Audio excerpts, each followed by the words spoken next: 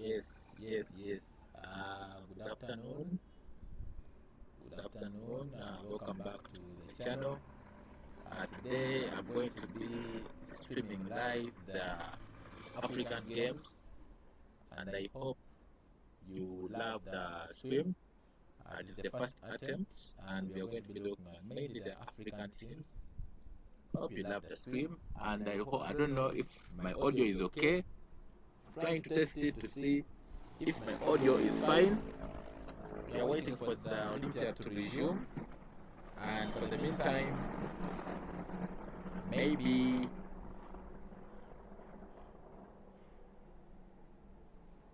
yes, waiting for the Olympiad to resume. For the meantime, maybe I'm trying to test my audio. I have something which I prepared for you. So let me test my audio and see.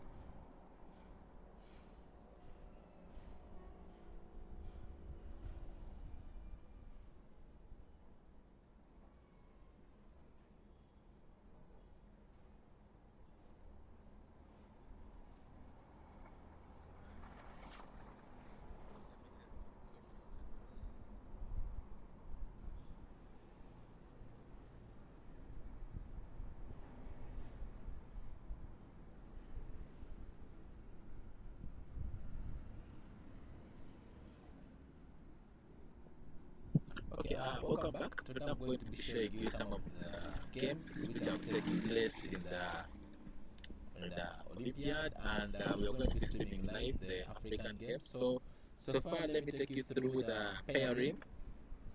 Let us go to FIDE, and I try to show you the pairing.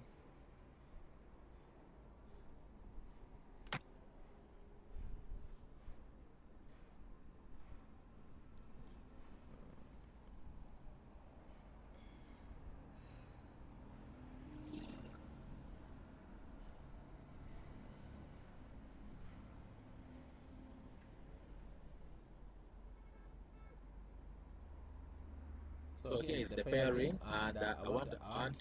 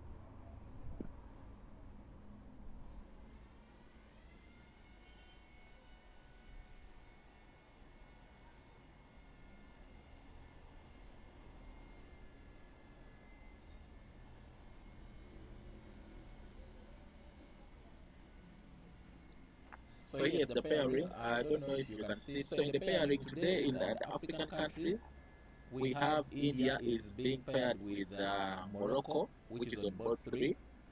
India, which is taken to be one of the highest ranked teams. Let's go to board pairings and we see.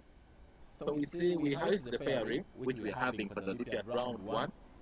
We have Panama is being paired with the United States of America. We have based on Hungary, the organizers, they are being paired with the El Salvador, and Morocco. It's being paired with Team India, where we see Prognant on board 1, Ajun on board 2, Vidit on board 3, Harishina Petela on board 4. And if you look at Morocco, it has IM Tisla Mohammed, it has FM Ibilia Jacques, it has Mehdi Pere and Mora Hazard Nas. Those are the people who are representing Team Morocco from Africa. And we want to see from Team Morocco Africa, and then if you go to another African country which has been the reigning champions for the previous Olympiad, which is Uzbekistan. It's being paired with Trinidad and Tobago on round 1. Then we scroll down still. We're looking for, yes, we have another country from Africa, Madagascar, being represented by, Madagascar is being paired with Germany in round 1. And round 1 we have Rakatomaro FI Ataina IM Super IM 2440 being paired against GM Kolas Dimitri. Remember GM Kolas Dimitri is a very strong GM. It's from Germany. We have CM Adriana Hetila still being paired with GM Bluebam Matthias. Bluebam is fantastic. He's a super GM, though he is underrated with the 2640. He's very strong. And also CM Adriana Hetila, we have seen him winning various tournaments around Madagascar, and he's also so fantastic in his type of play. So here we have also Arena IM, Adrina Sodrago Moira from Madagascar, being paired with Donchenko Alexander. Then on board 4 we have Rokoto Morocco Dylan versus GM 7 Frederick. This is going to be a pure fight. It's going to be a do or die game. This is a very serious fighting round.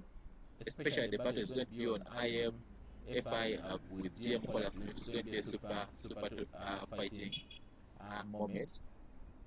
So on board 8 we have England versus Chinese Taipei, and England bring GM Michael Adams, MC Mark Shine, GM Hall David. Also is good. He's well known for his spins. I even made a video of him with Fidemas and Wanyama Harold on my channel. And yes, he played so well. He's a 2.677, almost entering 2.700 to be called a Super GM. So we have Bitigo Nikita from England, also Super GM, very good. Then we have a team which is always underrated, Iran, with Magasolo Barham, very good in GM. Then we have Malaysia, it's being versus Malaysia. Then we have Sudan from Africa on round on board on this round we have IM Eltigan Omar versus GM Wojciech Rodslow from Poland. So Sudan is versus Poland on round 1. Then we have, let me look for another place. We have Jamaica versus Spain. Then France is versus Nicaragua. Tunisia is versus Ukraine. We have Baria Yassin versus GM Volokutina Dre from Ukraine. We have Ben Amma Mohammed versus GM Ivanchuk Vasily. That's a legend. He's a legendary. Ivanchuk Vasily is a legendary GM. We have Metatin Hosem versus GM Kolobov Otten. Very fantastic. He's a fantastic GM. He's also from Ukraine. Then we have FM Odamuduni Zubaira versus GM Osanuk Vladimir. Also good GM from Ukraine. So far we have Morocco is versus India from Africa. Then from Morocco, India is versus Morocco on round 1. Then still from Africa we have Madagascar versus Germany. That is also there. Still from Africa, Sudan versus Poland. Then also from Africa we have Tunisia versus Ukraine, round 1. Then we have Cape Verde, Romania is versus Cape Verde. It's also a very strong fighting tournament, especially on board 1. GM Debak Bloodgun is also well known for playing the FIDE organized tournaments, very strong GM. He's also going to be versus IM Ortega. Amele Marino is also very strong IM, because he's a super IM with a 2.453, almost entering 2.5. So after that,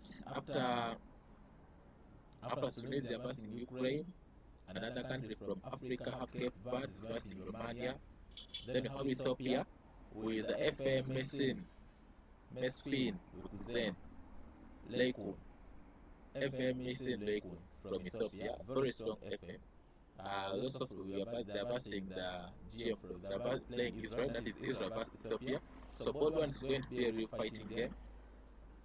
from Israel. Board 1, that is Ethiopia. Israel versus Ethiopia. It's going to be a fighting game. As we scroll down still, we have Botswana from Africa is versus Greece. So Botswana, we have IM Olympiad Providis.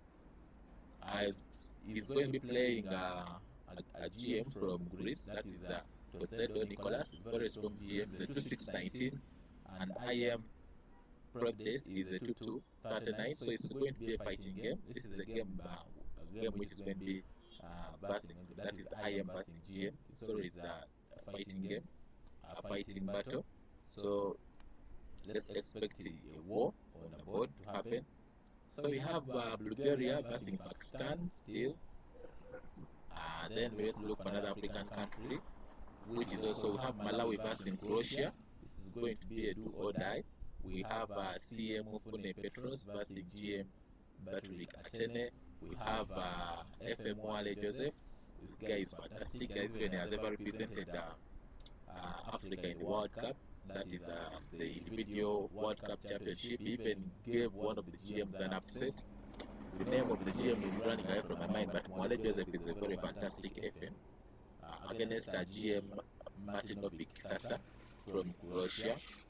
We have Mwale George still on board for CM Mwale George. Then we have CM Chipanga Sileketo versus GM Vilanik Leon still. So this is Malawi versus Croatia. And then we have another one, another African country representing Africa. We have Cote d'Ivoire. Cote d'Ivoire is playing Australia. So Cote d'Ivoire, we have Kogan Nicholas versus GM Dragnev Valatin. It's going to be a fighting war. FM Diego Goodgun, Simplace Amel versus GM Holbath Dominic from Australia. It's going to be a fighting one.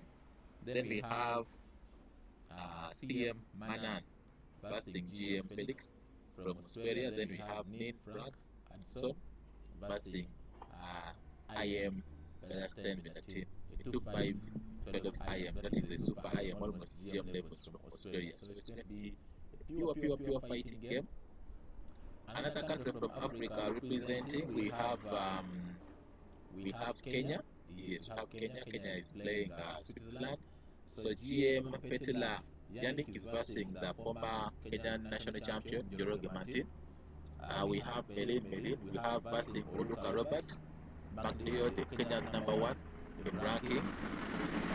So far, yes, Kenya's Oluka Robert Magdio is Kenya's #1 in ranking. So it's going to be a fighting game. So then after we have Mutuge Ivan from Ian from Kenya. We have Wanasumia Elvis Likoko, fantastic player from Kenya. Then it's going to be playing against GM George Geladis Nico from Switzerland. So this is going to be a fighting. One other country from Africa, we have Namibia. Sweden is versus Namibia, and Namibia we have Ndagapo Seke. Then have CM Ishwabu Charles. We have Suarez Bernard. We have Koha Godwill, also from Namibia. Then another country which is representing from Africa, we have Cameroon. Cameroon is versus Latvia. Latvia is versus Cameroon. So we have FM Dolise, Victor Patrick, fantastic player. His team was won various tournaments in Cameroon. So we have also Zibaze, also from Cameroon. We have IM Abba from Cameroon. Then we have CM Makem Eritrea from Cameroon.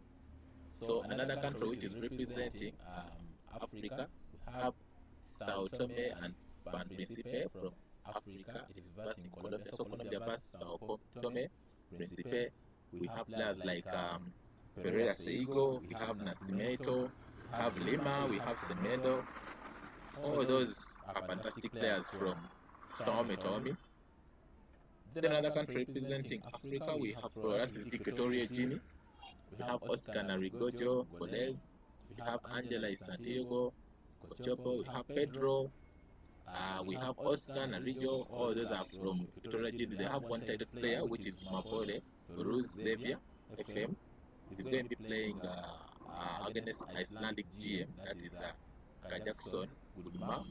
That is a 2478. I believe he may have some chances because based on the rating, it is a little bit almost coming closer to each other. I believe FM may cause an upset in round 1. So we have another African battle, Egypt versus Ghana.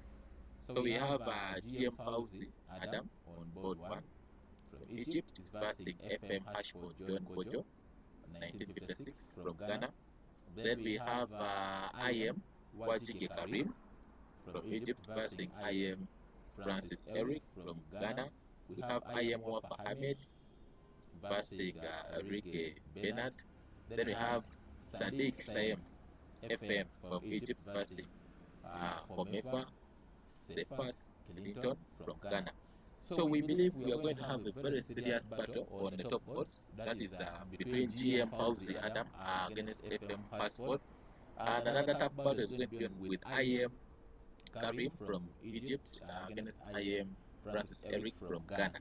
So it's going to be a tough battle, and this is the game which I'm going to put emphasis on. That is the African battle, Egypt versus Ghana. I'm going to give it maximum time coverage so that we can go through most of their games. We see how they're transpiring and how they're playing their games, how they are pushing on, so that we can see the fantastic moves which they're playing.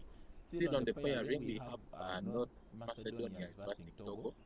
That's another country from Africa.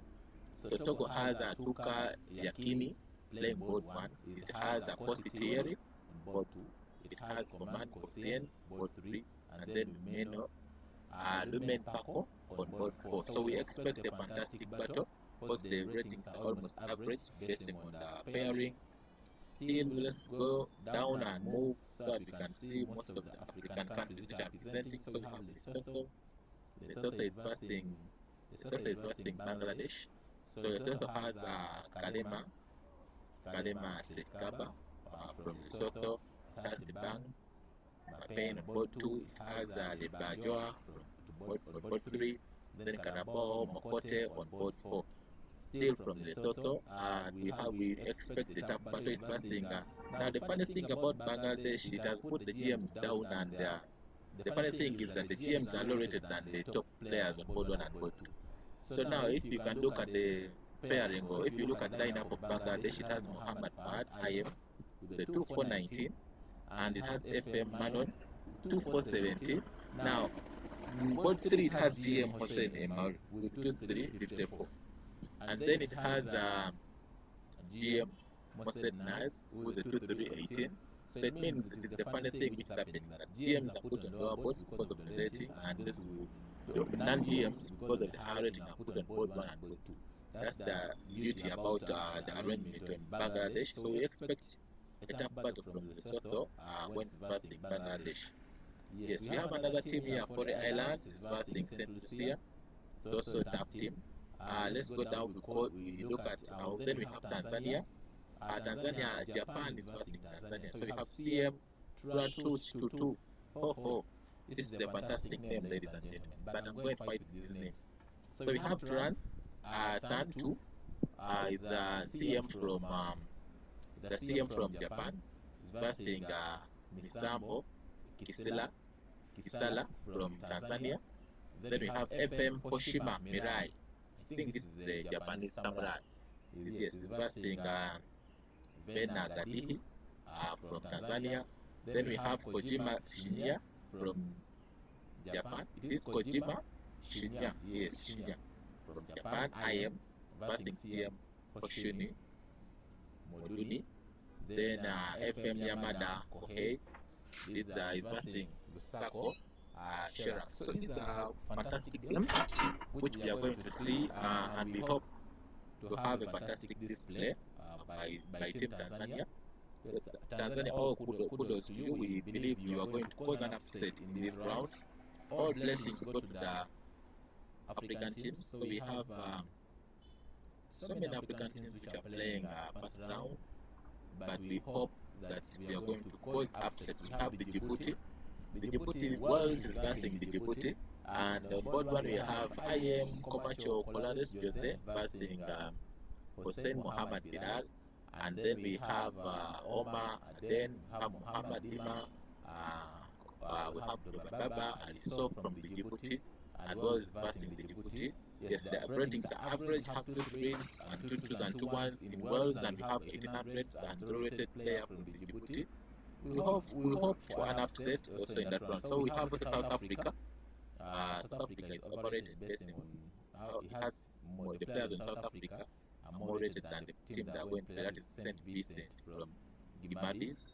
So South Africa has Barich Daniel, FM, that is IM Karesten Jan, then FM Letivian Caleb, and then IM Kaudri Daniel is also on the South African team. So we hope we have Gabon versus Algeria. Gabon has Kouma, Mohen, Bago, Doula, Tain, also all of them. Then we have Algeria has IM, Arab, FM, Ligeri, Bahari, Lemin, and Gahil.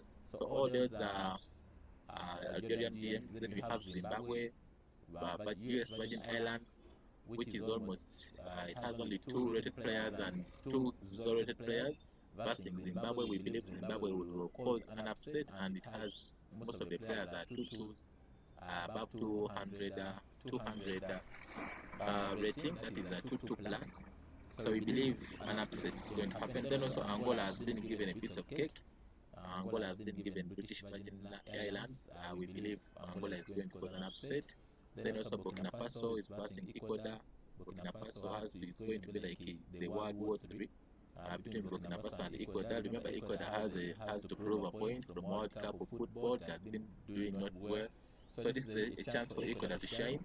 But we believe Burkina Faso is going to do fantastic things and prepared very well.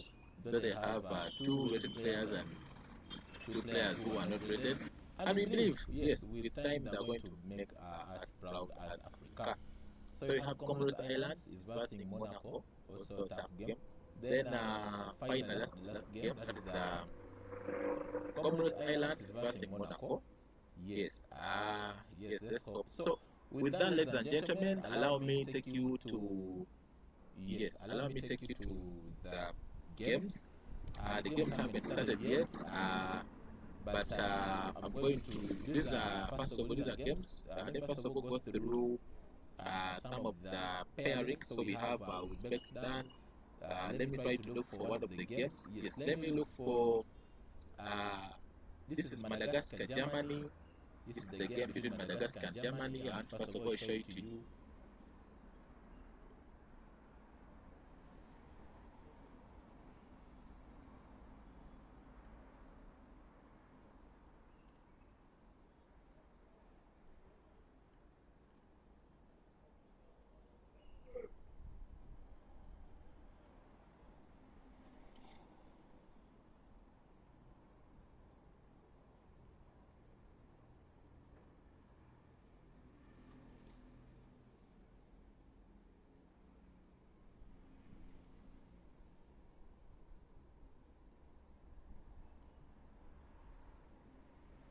Yes, we are going to. I'm going to be showing some of the games which Africans we are playing, based on what we are trying to play on international level.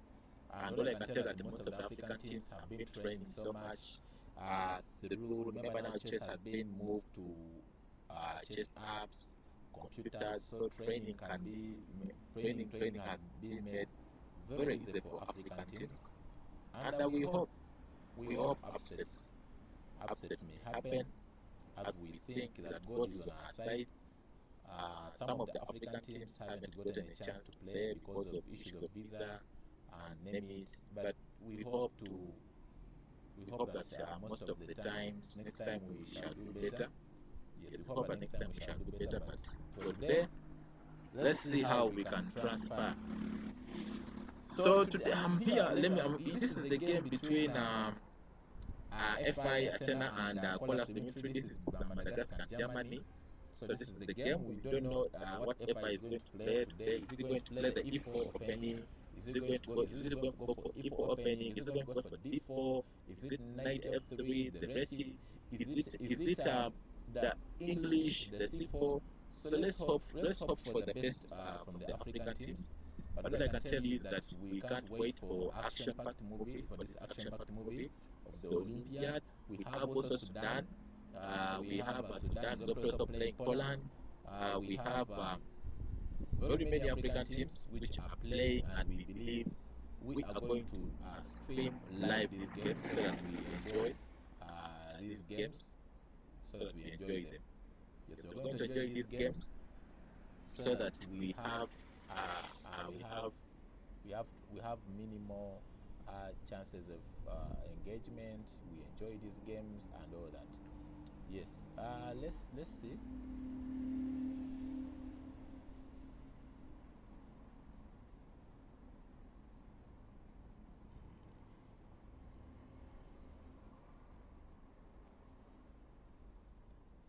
So I have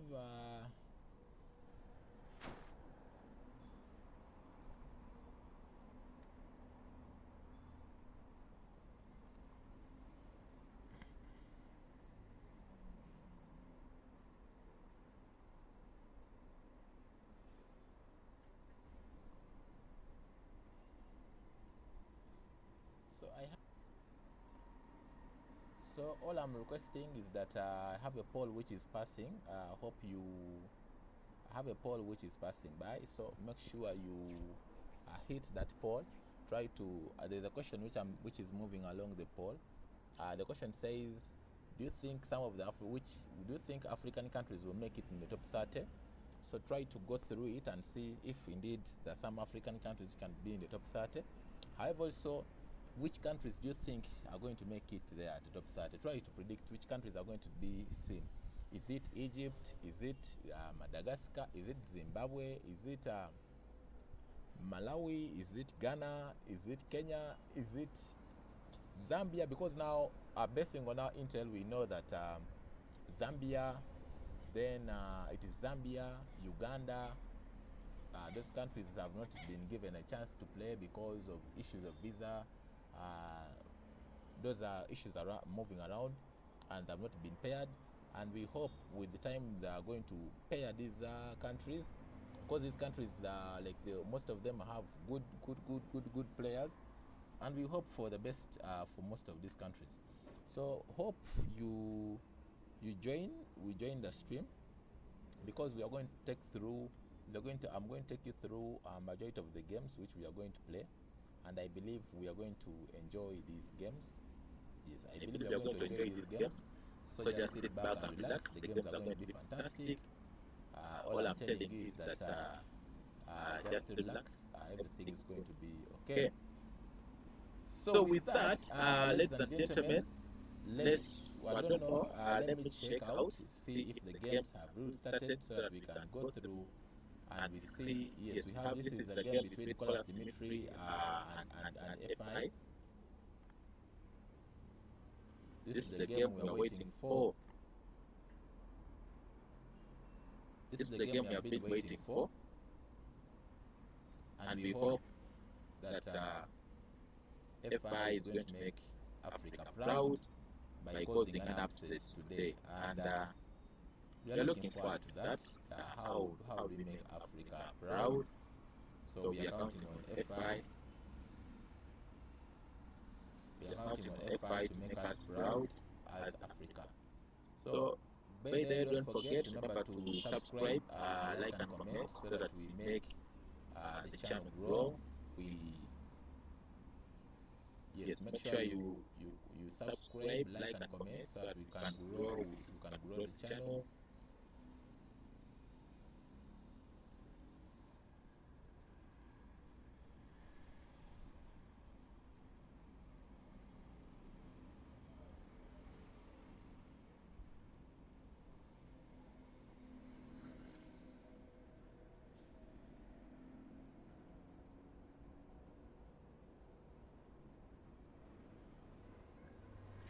Yes, hope you subscribe, like and comment so that we can grow the channel. I'll be giving you some of the basics involved in some histories on most of the players who are playing on the African continent. Also focusing on some of the players who will be playing on the other side of the board. And I believe we are going to enjoy this and have fun on our side. So I don't know, let me check. The games are supposed to be starting by 4. Let's go through some of the pairings. Yes, we have Sri Lanka is versing Cuba. Yes, also the games we're going to focus on. I'm looking for the game of Egypt. Yes, Egypt Ghana. This is the game of Fauzi is versing Hasford. It's also here. Then we have that's GM Fauzi. We have IM Karim. We're also versing Francis Eric. We have also IM Wafa Hamed from Egypt. So this is going to be a fighting game. Ghana, Egypt versing Ghana.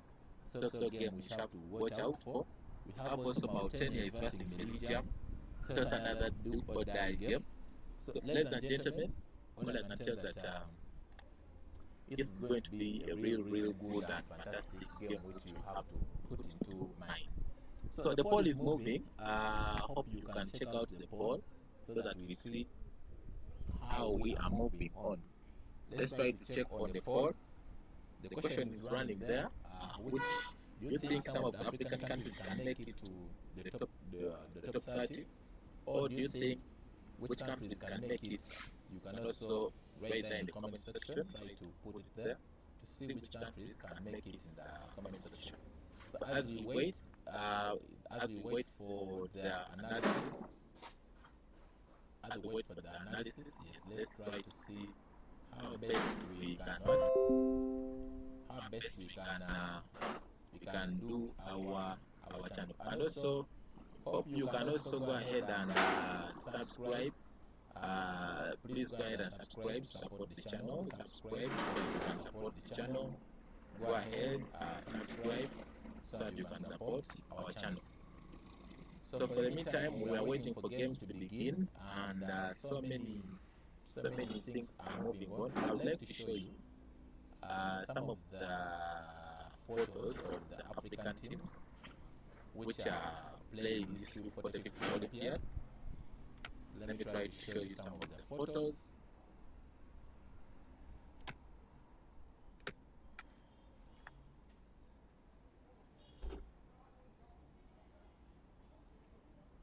Okay.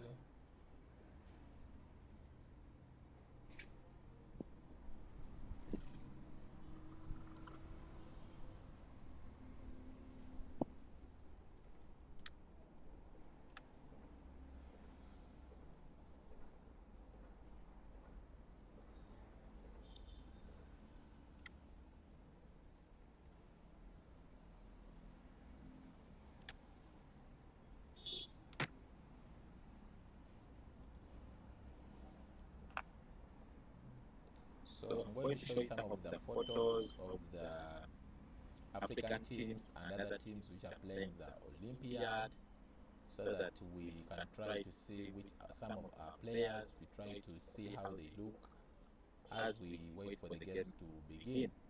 Yes.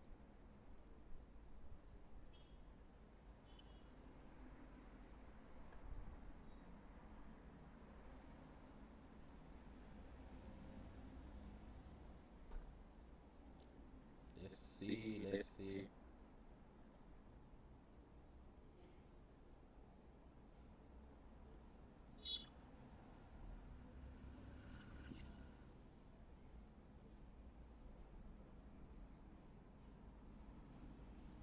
So I'm going to show you some of the photos.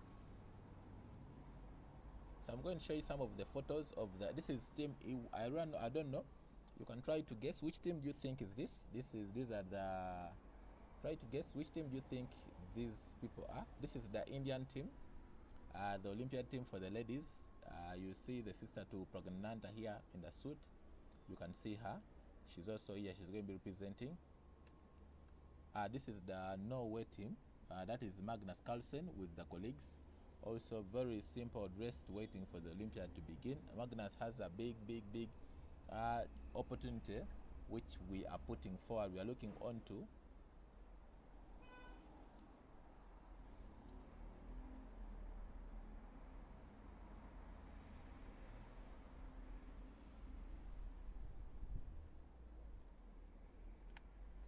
Yes. Let me try to make it more clear.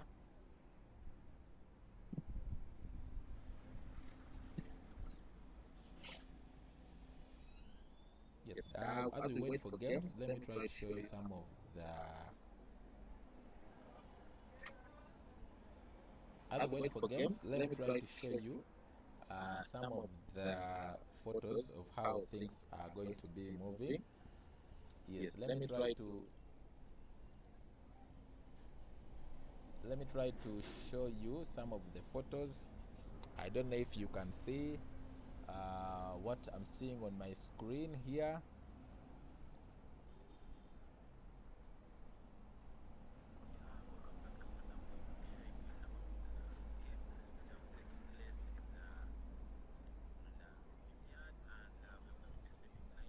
So there's something I want to show you which is coming up on the screen.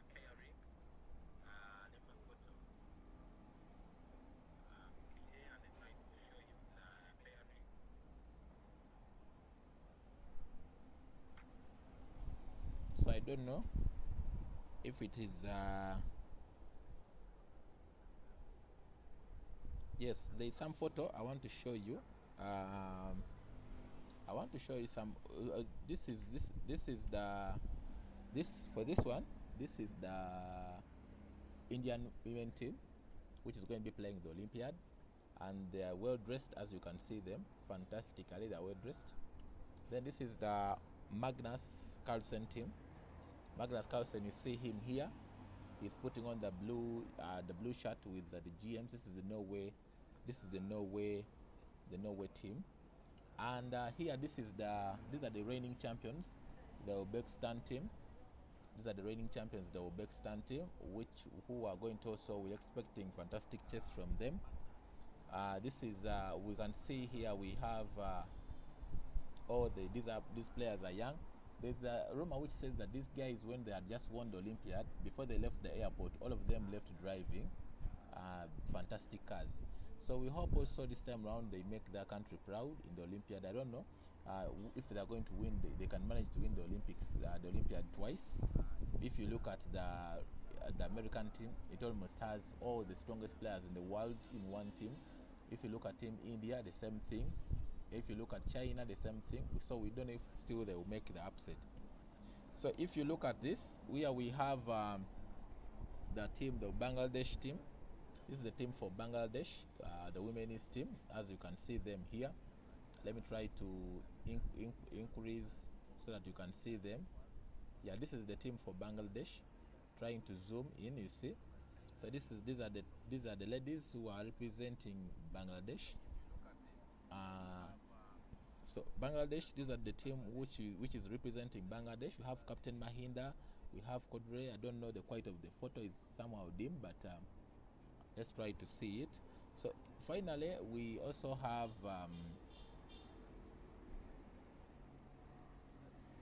I would like to show you another pic. Yes. Then this is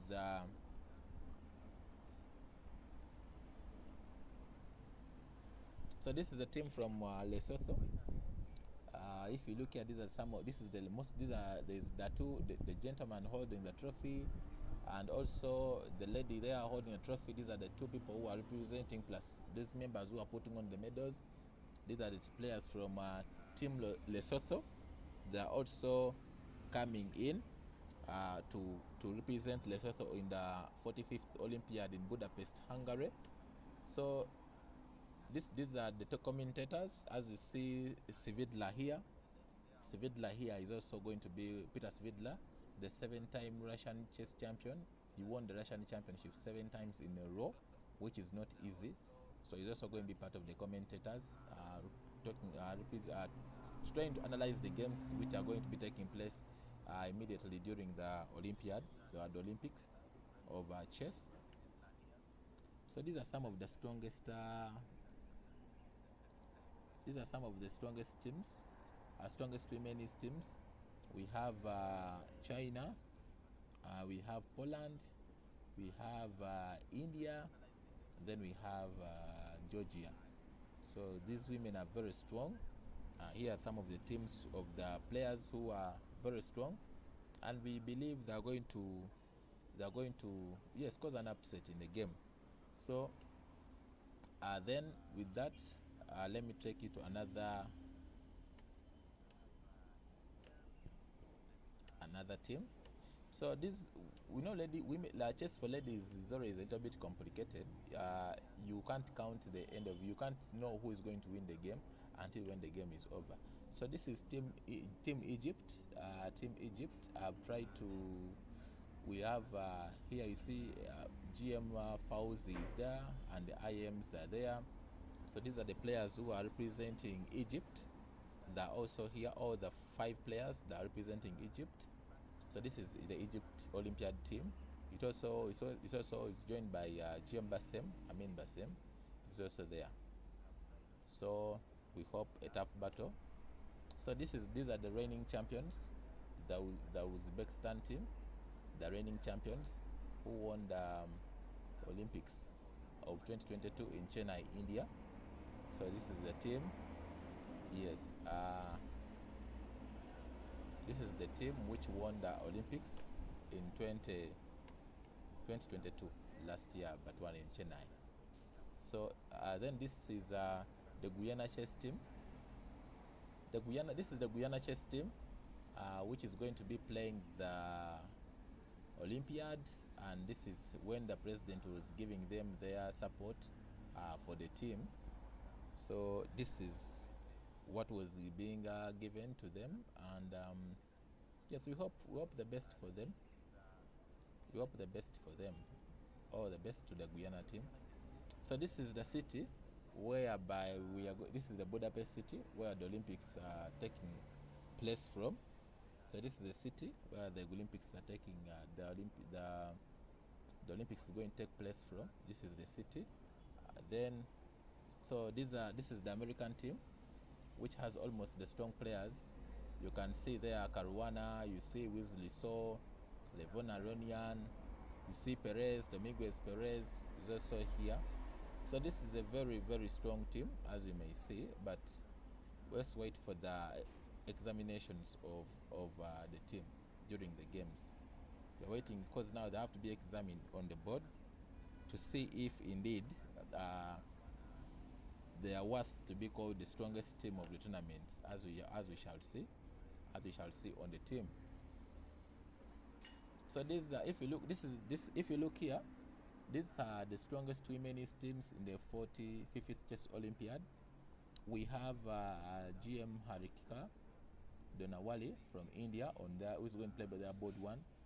Then we have GM Veshali Rashimabu. This is the sister to Pragnanta. She's also playing their board 2. We have IM Divya Deshmukh. She's also going to be playing their board 3. She's the current world junior chess champion in the section of ladies. So we hope a fantastic fight. So we also have IM Vatika Ogwal. She's also a fantastic player. We have IM Tania Shakdev from India, who's going to come in as a substitute. So if we go to Team Georgia, still the same thing. We have GM Nana Dazigide on their board 1. We have GM Nino Bashwali on their board 2. We have IM Lela Jakosheri on their board 3. Then GM Bella Kotafili on board 4. Then board 5 we have IM Salome Melia, also from Georgia. Then Poland we have IM Alina, who is going to come in on their board 1. Then we have GM Monica Soko. Then we have IM Alexandra Malextra, also on board 3. Then we have IM Oliwa or Kalbasa on board 4.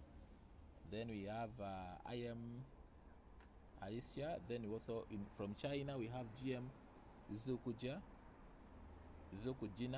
Also there we have WGM Lu Mayoki, also there. Then we have IM Yushin. Is it Yusin? Yes. IM Guao Chui. Is it IM Guao Kui? Yes. And GM Nini from China. We believe these are the strongest women's teams so far in the women's section, and we hope for the best. Now we have gone to the Japanese Samurais. This is the Japanese chess Olympiad team. As you can see there, it is blended in by the men and women from Japan, and we hope also they're going to put up a tough fight. You saw them in the Football World Cup when they played fantastic football. We hope also they're going to play fantastic chess today in the Budapest Olympiad. So still, these are the best two ladies we think that we are going to be fighting for gold. We have Shali there. We have also most of the strongest ladies in the section. We also have them, so we hope they are going to be putting up a fight for gold medals, for the both gold medals, basing on the boards they will be playing. So all eyes on them to see if they see. So these are some of the moments which were taking place. This is Taka from India. Taka from India, he was trying to light the banner or the candle. He was trying to light it so that it can give light at the end of the day in the Olympics, in the Olympiad, the chess Olympiad, as you can see here. Okay. So this is the Indian men's team. We all know these members, these players. We have Arjun Erigaisi, we have Gukesh, then we have Pragananta here on in the middle, then we have Bidit, who is here, then we have Harikshina, who is on the last hand. You know, Harikshina has been on the top, he has been top Indian GM for almost a decade. We know he's very good, he's a very good player. So these players, the average rating is around 2753. So we hope that they're going to, so we hope that this, if you look at this Indian team, we believe this Indian team, we all know these players. We don't know what's going to happen, but what we believe in is that these players are going to give us fantastic chess. Please go ahead, subscribe, like and comment to support this channel. So these are some of the Indian players whom we think they are going to make this Olympics, this chess Olympiad fantastic. Okay. So here still we have the Indian team. If you look at this, so there are two teams which are maybe this is the Indian team. You see Gukesh, we have Pragananta, Vidit, we have Karishina, and then we have Arjun Erigaisi. This is Team India when they have just landed in the Olympiad. So they are also expecting fire on the board from these players. So here we have the fourth Olympiad. This is Team Armenia. As you can see, we have the male and the female team. If you can see here, I'm trying to show you. So we have Team Armenia, those who are a fan of most of the GMs who are here. We have the men, we have the ladies, and we hope they're going to put up a tough battle. So with that, let's go to another. So here, we are now going to the Ghanaian team. So this is the Grenada Olympiad team. So Grenada Olympiad team, we have Kavere Jean Jr., captain. This is the Budapest Olympiad. Grenada men's team, average LA is 14. So we have Jenan Roberts, we have Gavuri Clean Jr., we have Javon James, we have Vladimir Mendez, then we have Renel Gilbert. These countries have been just initiated into chess, and we also hope, yes, they'll try to put up a big fight in the Olympics, in the Olympics, so that we can see. So we are also hoping. So here we have the strongest players we are thinking who are going to put up a tough fight. So we have Fabiano Caruana, we have Arjun Erigaisi, we have Wei from China, we have Abasatorov from Uzbekistan, we have Anish Giri. These players are going to be fantastic, we hope. But now Anish Giri may not feature on the Dutch team. We don't know what happened. Magnus is going to be there. Nikita is going to be there in the England team. Then the Dutch team, Duda, Netherlands. We don't. This is Duda, Poland. Then we have Param, Magsulu. Also hope so that they can come in and play. Also hope that they will come and play fantastic chess. Then we have Vincent Keima, that is from. So we hope they are going to be giving us. These are the players we are hoping to see in this Fido Olympics, whereby we are expecting to have fantastic chess from these players. So this is the place where we are going to have our Olympics from, the Budapest. It's a very nice place, and I hope we shall have fantastic games from this place. All the best to the players, and for us we shall be going through to analyze the games which will be coming from this. So this is these are some of the players. If you look at this team, this is the underdog team. Before this is the Ayamgwaze Robert from Zimbabwe. You see him there dressed to kill in his cape. So this is still the Zimbabwean team for the previous Olympiads. But this is now the team which is going to represent the Iran team. So Iran, you see Parham here in his suit and jeans, blue jeans, is also here. It's also going to be showing us how to do these things. Okay. So please go ahead, like and subscribe, support our channel, because that subscription supports us and keeps us more power to give you these live videos so that you can enjoy them. And we keep pushing forward. So this is the Iranian team, and so we hope the best from them. Okay. With that, ladies and gentlemen, let's dive right into the games, and we see if the games have started. Yes, let's dive into the games, see if the games have already started, and we see how we can begin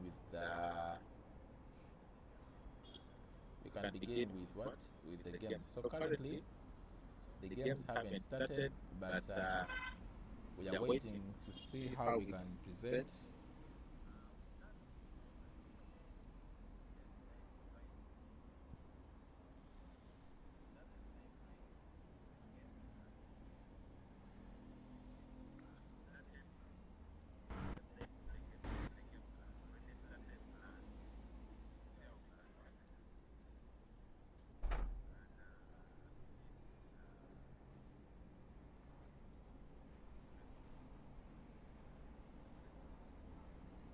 So the games haven't started, but yet let's try to see how we can do it. We can push. So I'll pose a question here to everyone, and I'll be asking you that who do you think is going to win this Olympics? Yes, who do you think is going to win the Olympics? And then we see how best we can accomplish these things. So I'm going to be showing you some 10 picks. This is the Indian team. I'm going to be showing you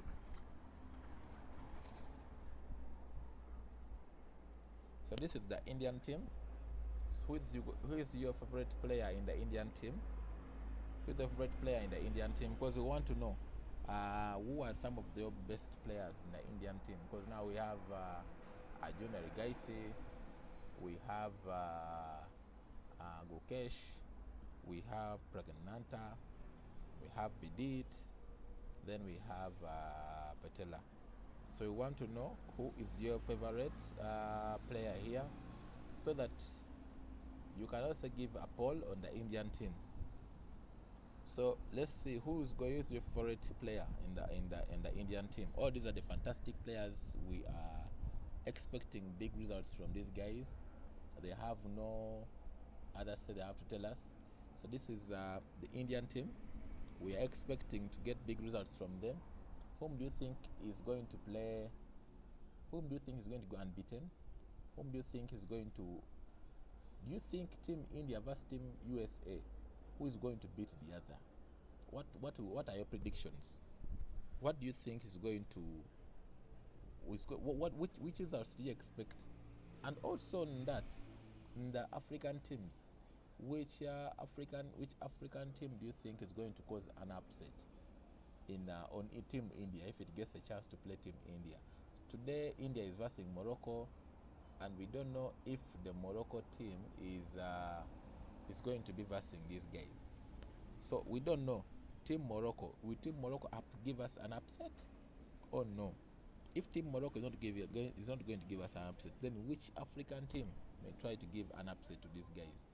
So these are the ladies who are the strongest, and we hope that these ladies are going to be fighting for gold on the Olympics team, on the various teams. We can see Pragnanta's sister, who is here in a suit, as you can see.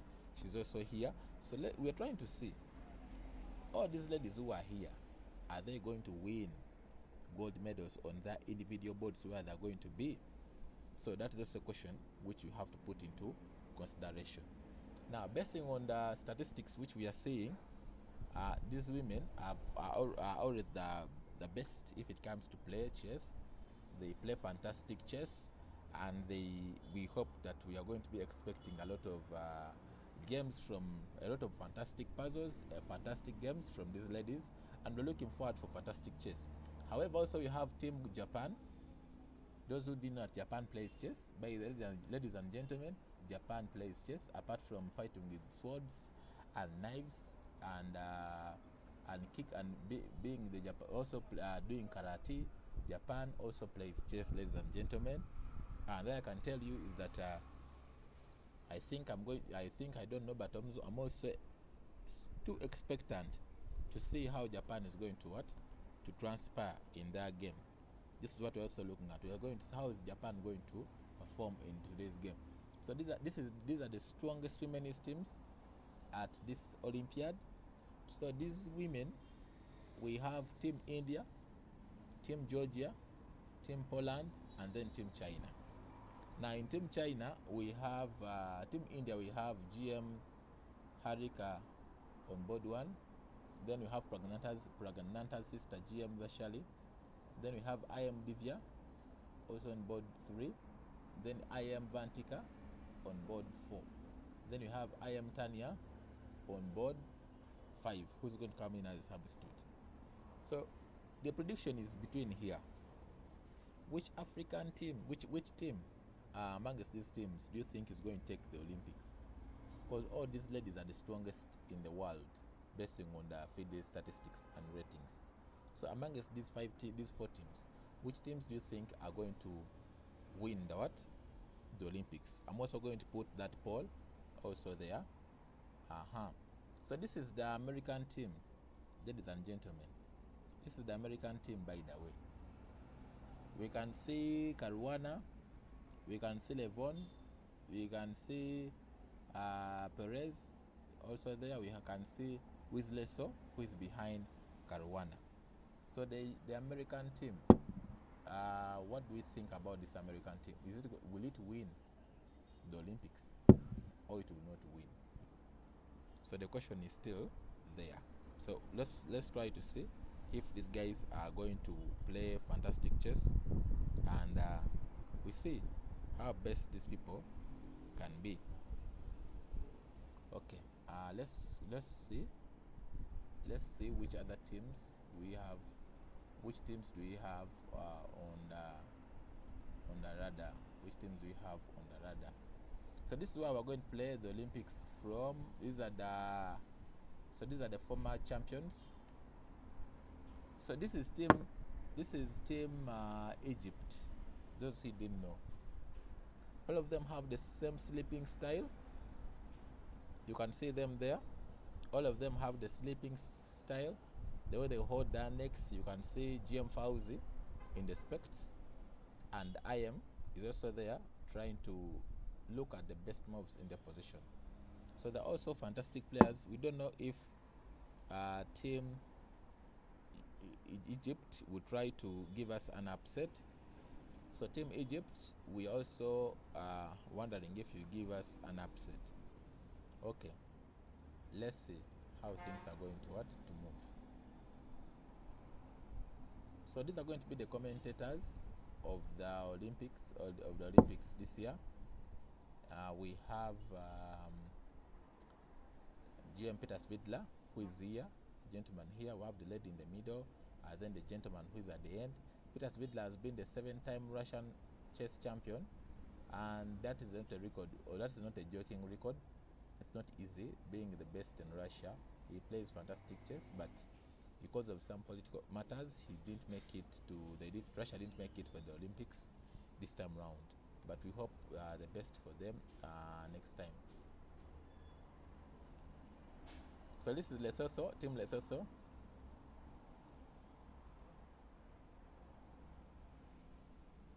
These are the champions we have been having. These are the champions.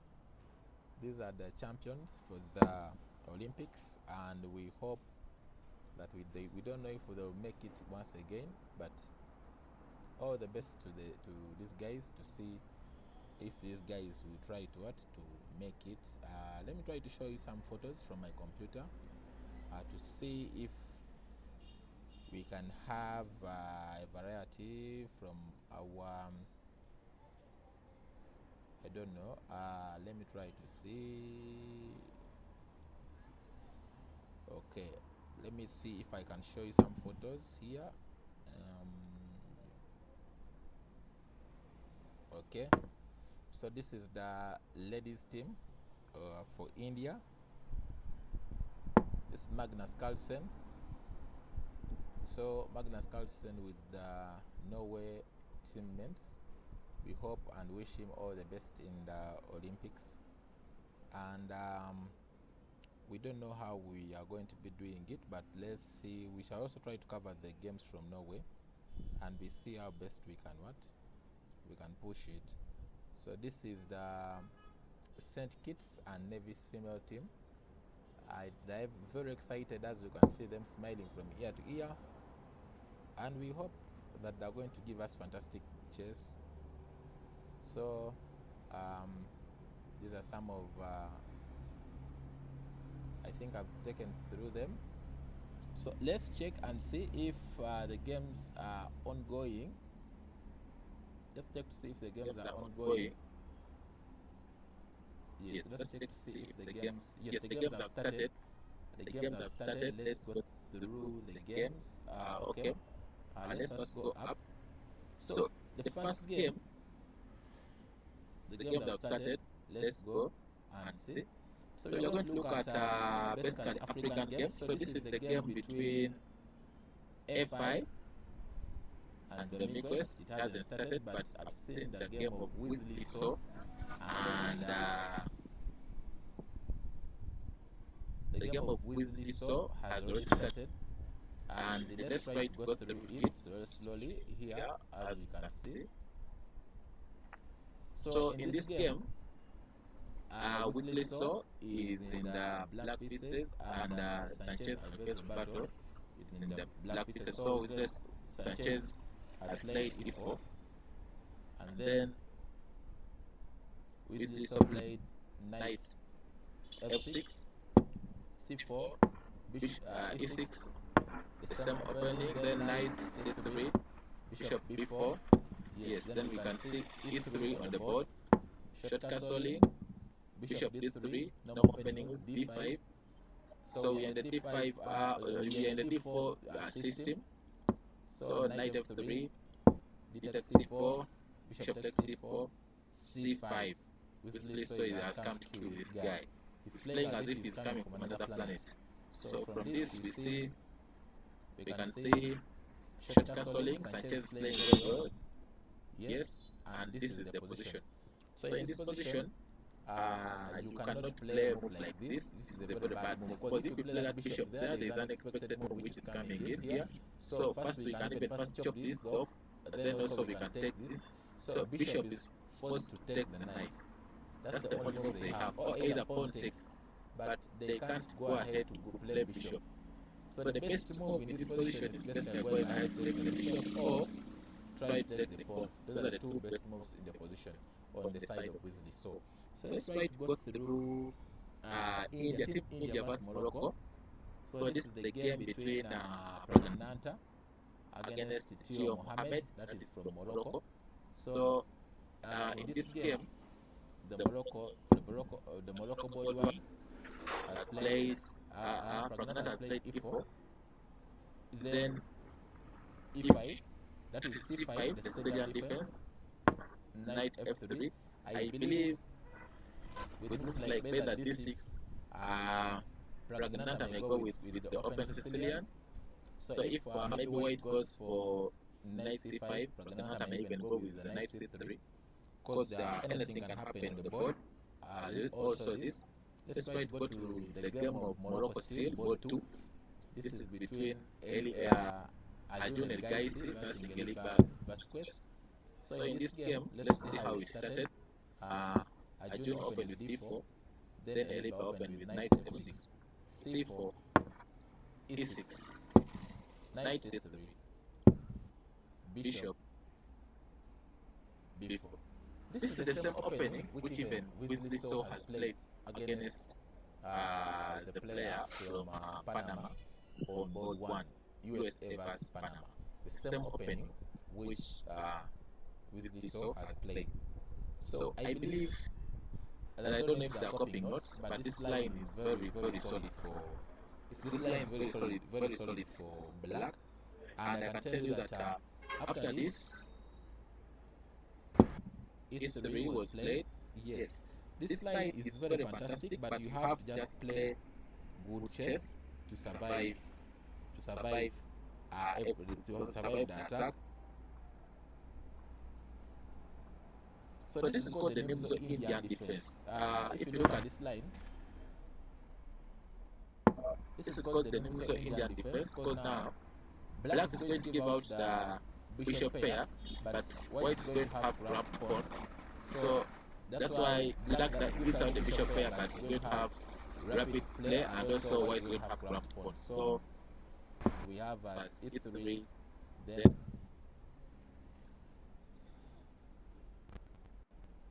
yes, this is going to be this is a very fantastic game.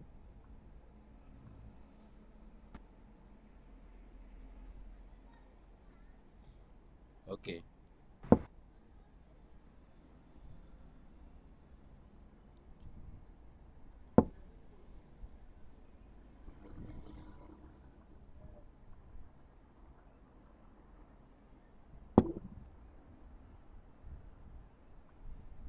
So this is the Indian, the Fisher variation. So in this position, as you can see that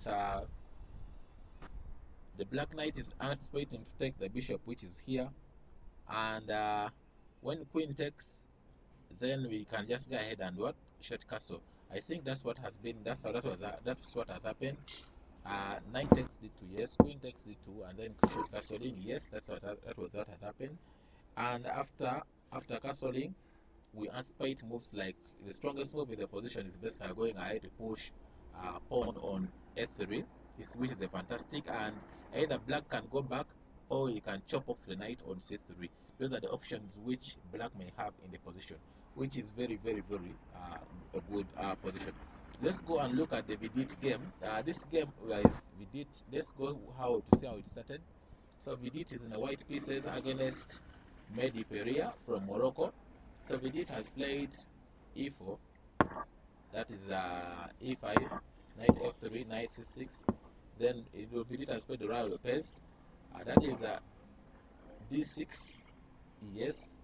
So this after in this position, you can see that the game is equal, but apart from pushing d6, better even can be you go for the main line. If bishop goes back, you try to go for the Berlin defense. But when you go for d6, you try to give white a slight advantage, as you're going to see in the game. So we did after d6, d4, as you can see that now white is trying to push on in the center. Bishop d7, this is very, very, very, very passive. And bishop takes, knight comes in, yes, because now previously you can't win the pawn which is on d4, because now the bishop can also chop off this pawn and also chop the knight which is here. So that's why you see Vidit has first of all protected it, has played knight c3, protect the pawn which is on a4. So in this position, after that, they have continued to play. That is knight coming into. Now you see the knight and the bishop are looking at this pawn, and white has no time to win the pawn which is here. That's why you see Vidit is playing queen e2 to support the pawn. Now you see the queen and the knight are supporting the pawn. So e takes d4, knight takes d4. So now knight is hitting on the bishop, so bishop has to fall back. So bishop d7, bishop f4, and then bishop e7 with a plan of short castling. So this is how they are. And in this position, you see that Vidit has a choice either to go long castling or either to go short castling. But because the player is low rated, Vidit may try to make the game interesting to go long castling. And with that, we are going to be expecting moves like pawn pushes, which are going to come. Bishop is going to drop either here or coming on to check, or it drops on e3. Then all these pawns are going to come in. All these pawns are going to come in. And also black will be having a battle to push all these pawns, all the pawns forward. So it's going to be an interesting game. So this is a game for VT. Then let's go to Harkshna, that is Team India still. Let's go and see how the game started. So we have e4 from Harkshna Petela, then c5, Sicilian defense, knight f3, knight c6.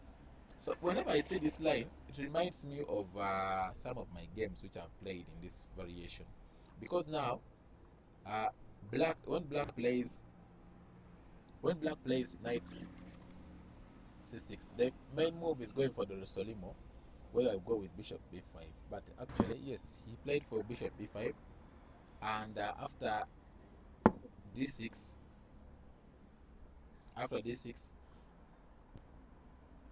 main move is basically going with, instead of playing after bishop a, the main move is playing this pawn. Then knight comes and focus b. Knight comes to d and then supports this knight. So when bishop chops off, this knight can chop off the knight. But now he has played it the reverse way by playing d6. Still, it's the Rosolimo variation is Syrian, but I don't know if he has a different prep which he had organized. So after pushing pawn, the main move is short castling. Yes, it's what he has done. Bishop d7 supporting the knight, okay. Rook e1, yes, that is okay, but most of the African players are playing passively, but I think they are prepared for their lines. Yes, they are prepared for that. So knight is hitting on the pawn, and after c3, trying to occupy the center, yes. So e6, better was the push going for e6, trying to create a square where the bishop can come from, but e6 is also okay, because now the bishop can go back to f1, or even it can just go back and then can step either on b3 or it goes to either c2. So basing on what white wants to use the bishop for, because now you can't lose the bishop pair just in the opening. Okay.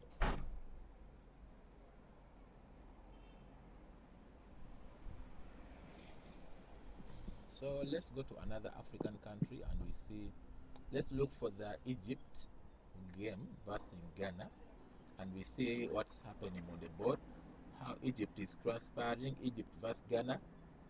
Where is Egypt? Egypt versus Ghana is the game we're looking for. Okay, because now Egypt is in a must win. First of all, let's look at the game of Kenya. We have Switzerland is versus Kenya, and this is Switzerland is GM Yannick versus Njoroge Martin. Let's see how the game started. The game started with d4, and after d4, let's try to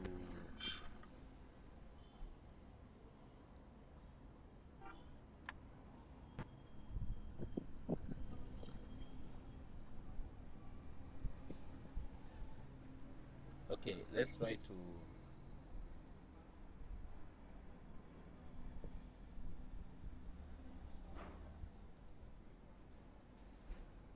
so let's try to see. So this is the game of Switzerland versus Kenya. So GM Yannick is versus Njoroge Martin, and he began with the 1d4, and after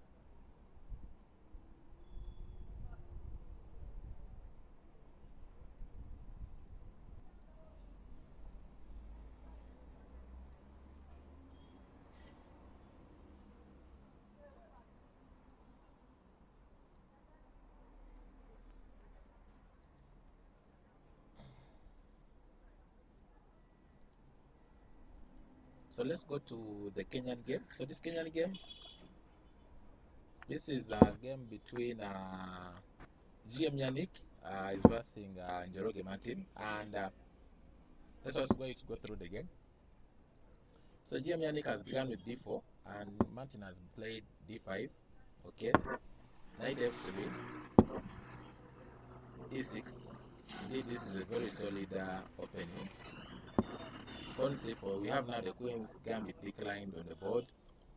Knight f6, bishop g5, bishop e7, e3, short castle, knight b2. b6 is a new move. b6 is a new move in the position. So if you look at this position, Martin is planning to fianchetto his bishop to be here, to put it on this very strong diagonal, and the GM has accepted him to play. He has played rook c1, bishop b7, pawn takes, and the best is coming in to take with knight, so that after bishop exchanges, the bishop diagonal is still open. So in this position, knight is very strong in the position. So also remember, the GM has opened up for the file of the rook. So this is very dangerous for Martin. That is starting, the GM has started to make the game interesting in the position. Because after take, let me give you an example.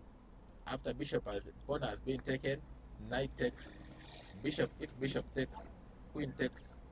Now black has no time to push the pawn which is here, because now we can just chop it off, and you'll have an isolated pawn here on c5. So it means the GM has tried to make the game interesting. But let's see how Oluka Martin Makurego is doing, how Martin is doing on the board. So this is the position which Martin is in, which Robert is in, Oluka Robert. Let's try to see how the game started. The game started with e4, c5, Syrian defense. Yes, d6, the main line. D takes, queen takes. So this is the Syrian Chekhov variation, because now here, in case of knight comes to f6, then we are planning to pin this knight. If bishop comes to e7, then we chop off the knight. But let me see how the GM went ahead to play the variation. He played, yes, Robert played knight f6, slight offbeat move. It's okay. GM played knight c3, knight c6, bishop b5. Yes, as I told you, bishop b7, bishop takes, and then yes, this is the how the line goes. So now the GM, so Robert has to play this. This is the Syrian Chekhov variation. We have an ally queen uplift, so that we can go ahead to enable us to go for long castling, and then we launch a very serious game.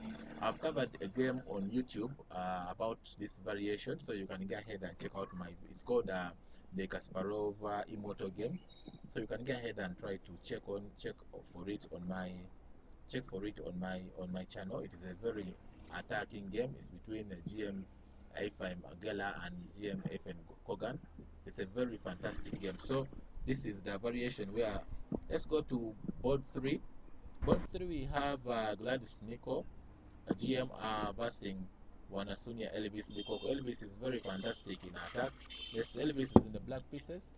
So GM has played, Nico has played d4, d5, yes, c4, e6, the queen's gambit, knight f3, knight f6, the queen's gambit decline, g3, trying to fianchetto the bishop, g2, okay, c5.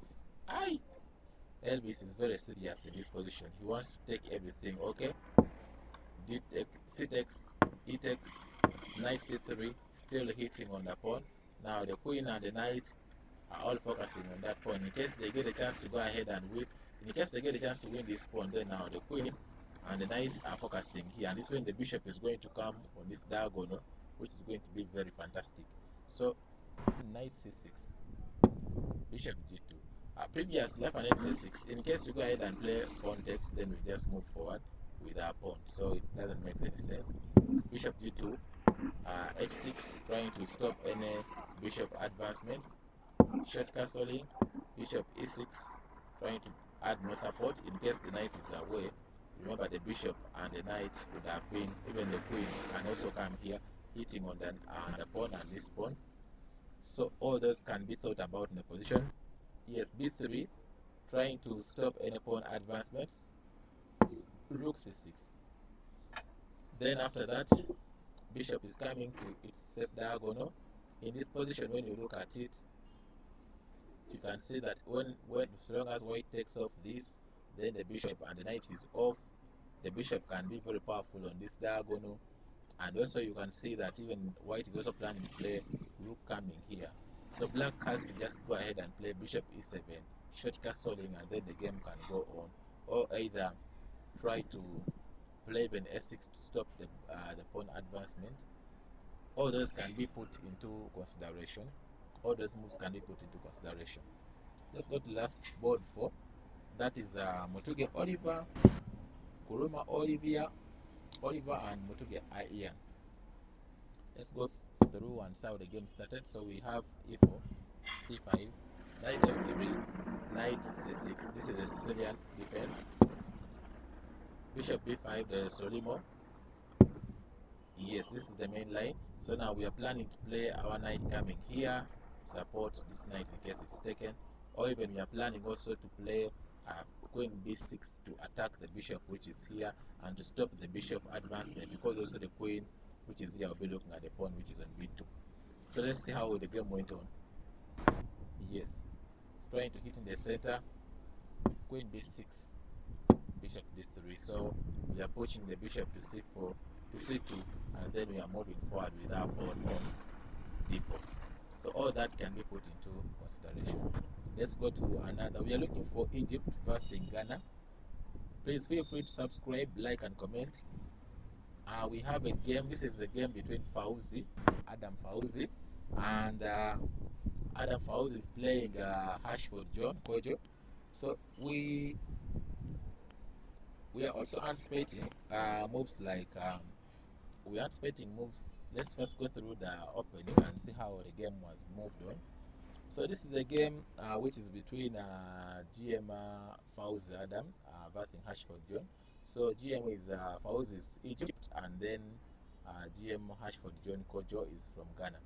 So Fauzi has played e4, d6, d4, knight f6, as if we are entering the King's Indian defense territories.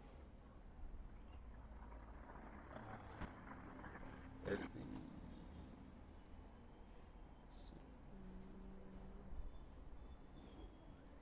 Let's see.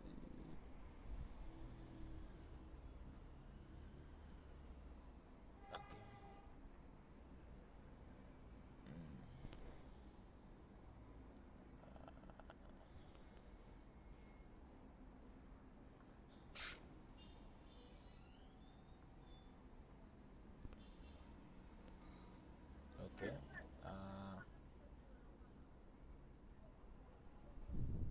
So this is the game which we are trying to go for. Let's see. This is a game between Fauzi Adam from Egypt against Ashford John Kojo. So let's try to see. Let's try to go through the game with how it started. So Fauzi in white and GM Ashford Kojo is in black. So Fauzi has played e4, d6, pawn d4, knight f6. So you're entering the King's Indian territories, King's Indian defense territories. So knight c3, g6, trying to fianchetto the bishop. Then you go for a short castling. If the knight comes to either c3, you can still bring the bishop and pin it and then chop it off. But let's see how Fauzi has handled this plan. This is mainly the plan from black side. Let's see how he has handled it. Yes, he has gone with pawn f4. So remember, after short castling, this rook will be here and this will be an open fire for the rook. So it's going to be, and also these moves can be put into consideration. So this is a good approach. Bishop b7, yes, knight f3, c6, bishop d3, short castling, then Yes, stopping any bishop pins which can come in the future. He's trying to stop the plan of black. Knight a6. So he's trying to play knight either coming to b4 or either coming to either c7, which can be put into consideration. And if you look at this position, you can still play a move like a3 to stop this plan, if you can see it. So remember, after this you play a6 to stop this plan, because it's playing knight f. If you take this, if you take the knight, then black will take it off. But now the problem is you will have lost the bishop pair, and black has the bishop pair, which is very hard to play against. So that's why I don't believe GM will take the knight which is on a3. So the best is then the best can going for f3 is a strong move. a3 is a strong piece, and also after a3 we can also think of trying to castle. Yes, castling has been done by the GM, and even if you play move like knight coming into b4, we don't care. We can just go ahead and develop our bishop to e3, or if you want we can even just drop back our bishop to e7, e2, and the game can be going on. Let's go to board 2. This is a game, this is still between Egypt and this is still a game Egypt. This is another game, this is Egypt board 2, that is Wore Karim versus Francis Eric. Yes, still the same thing is happening. Let's try to go through, see how the game started. So this one, I am Karim is in white pieces, he in Egypt, and Francis Eric is from Ghana. So I am played e4, c6, the Karokan defense, d4, d5, knight d2. So even the Allen gambit can try to come up from here, because if you take the pawn, knight can come in. When you play moves like knight, then knight can fall in here, then a sack which can come on f7. That also can be put into consideration, but this is the Olympiad. Someone may not risk a full piece. So pawn takes, knight takes e4, knight beat d7. So there is a simple tactic which is always here. Queen can come on e2. If you play move like knight coming to f6, then knight which comes on d6 can be a checkmate. So all that can be put into consideration. So but this is the Olympics, we believe people can see these tactics. So knight f3, knight coming to g6. So that if you capture this knight, we use the same knight, this other knight to capture. Bishop d3, developing a piece. Knight takes, bishop takes, queen e2. So that when you take, we can take with the queen, and we can also play bishop coming here, and even you can go long castling, and you can make the game enticing. So knight takes, queen d6, requesting for queen exchange, and also queen is putting an eye on the pawn which is on a2, so you don't have time.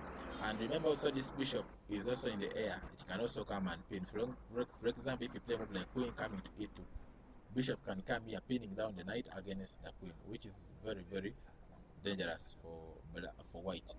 So queen takes, and after pawn takes, now we can still come on to play either bishop coming to d2, or either bishop coming to f4, or we can also just try to cut short castle, or we can play pawn coming to h3 to stop the bishop pins, which can happen in the future. So all that can be put into consideration. Let's go to board 3. So board 3, here we have which game do we have? So board 3 we have Wafa Hamed Ayem versus Were Bernard from Ghana. So this is Team Ghana. This is Team Ghana. Let's see how Team Ghana is progressing. Team Ghana. Let's see how Team Ghana is progressing. So Team Ghana, let's try to go through how the game started. So in this position, we have first of all, let's try to go back. So this is the game between Egypt and Ghana, board 3. So I am Wafa is playing Wore Bernard. So in this position, I am started with e4, c5, Syrian defense, knight c3. This is the closed Syrian, bishop a6. So here we are planning to play, we are planning to move this knight to come here, so that we can control this square, and even this bishop we can try to put it here. The main focus is going to be control of the d4 this d5 square. But let's see how the plan is going to be executed by the IM.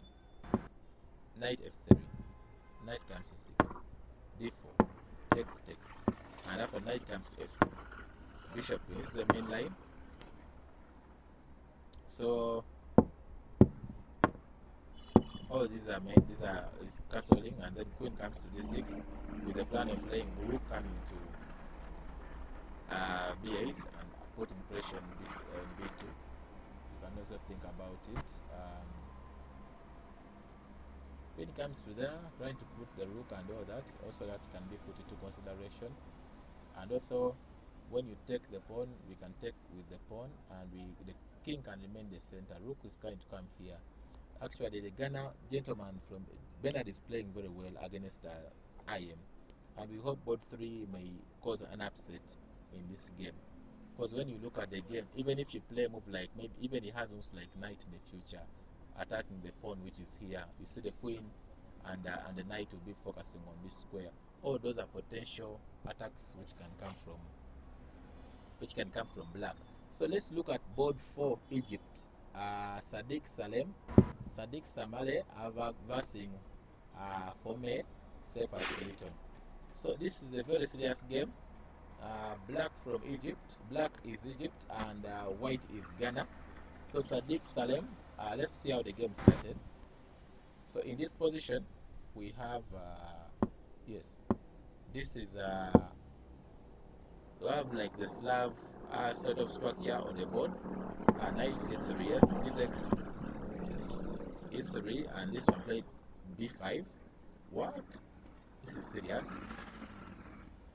Okay.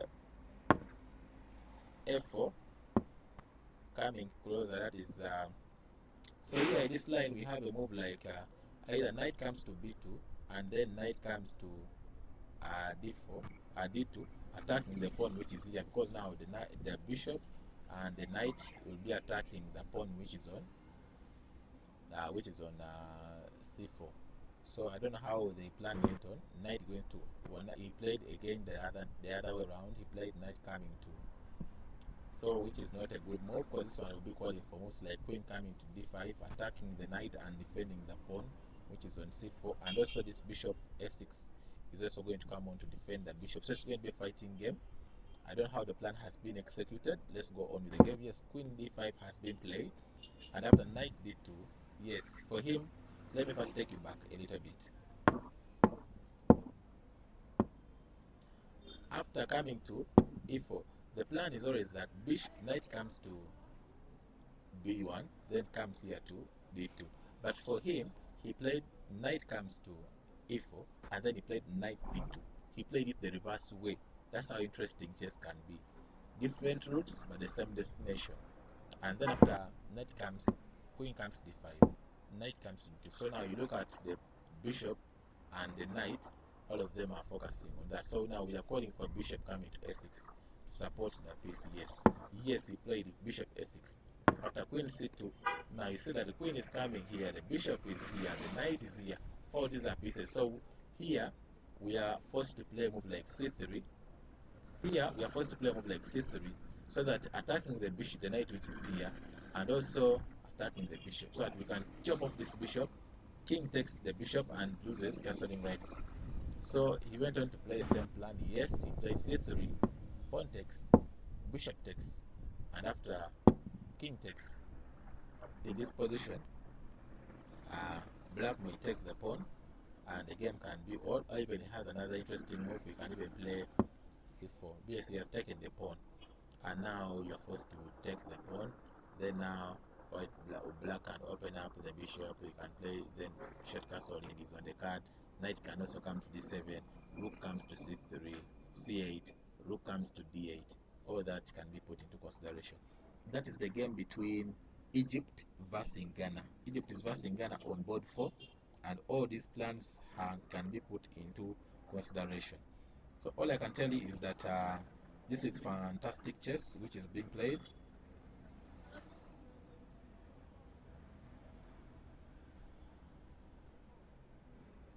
So this is fantastic chess which is being played today from the African teams, and we hope we are going to play fantastic chess. So let's look at let's try to look for other games and see how they are doing.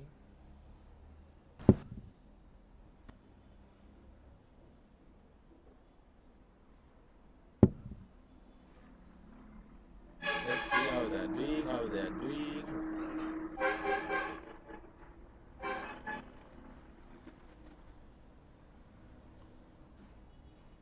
Okay, in the position, let's see what I miss. Let's see. In this position, if he has taken the pawn, yes, queen takes and then knight, yes, as I said.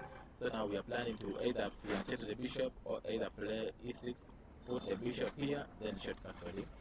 And this position also white is planning to play knight comes here, pawn comes, king comes, and then rook is swung this side. Bishop can also come to a3. All those are potential plans which can be put into consideration. Remember, this bishop is watching on this square, so why black can't play the knight to attack either the queen or knight here. So all those ideas can be put onto this variation. So let's go to another game. So we have another game which is between Eritrea versus Peru. So Eritrea, we have Asante. This is board 1 Eritrea. Eritrea, we have board 1, we have Asante, the Besai versus Nkori George. So board 1 Eritrea, let's try to go back and see how the game started. So Eritrea board 1, that is Asante, play e4, and then Nkori George from Peru play c5, the Sicilian defense. Knight f3, knight c6, bishop b5. Now here we're going for the Rosolimo. The reason why these guys are playing Rosolimo is that it has limited theory. It cuts across the theory. It limits you from going to play theoretical chess. It is so practical that you can just play simple chess and then the game can go on simply. So in this position,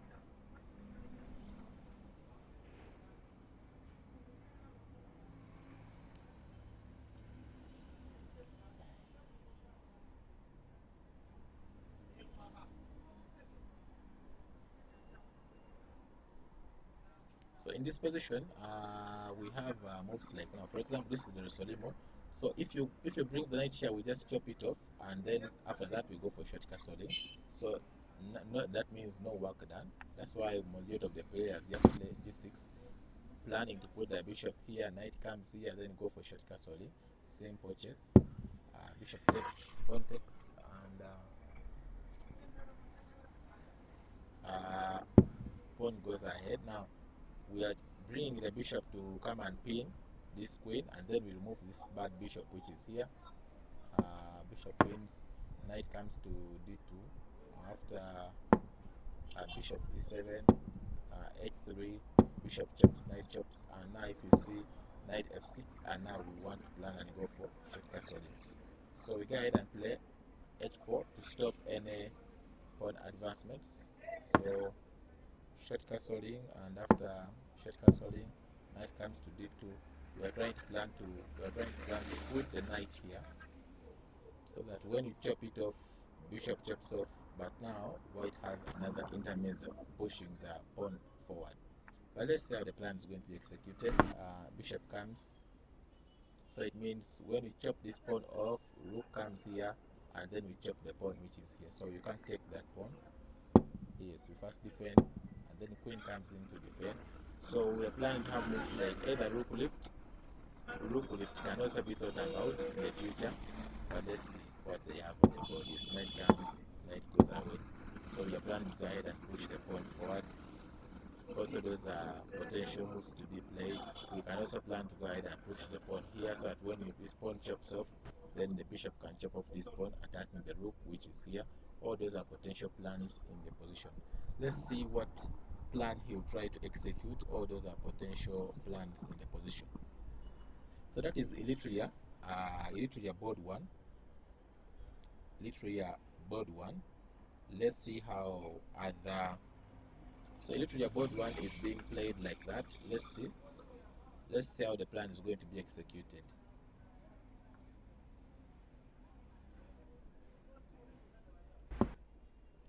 Yes, he has played it. He has played He has played the pawn to chase the knight off.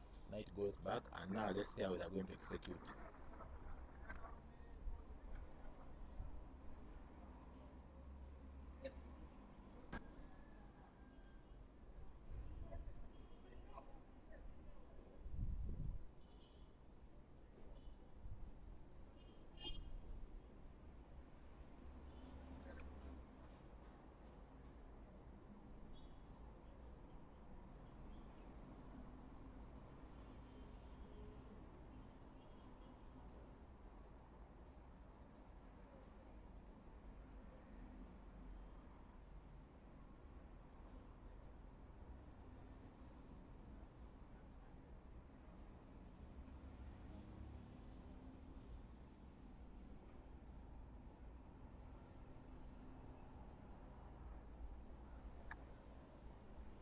So in this position, you see that now our pawn move can also be put into consideration. Knight can still come here. We can still push for pawn forward. All those are potential moves in the position. Let's see which plan he's going to execute as we wait for him to see which plan is going to be executed.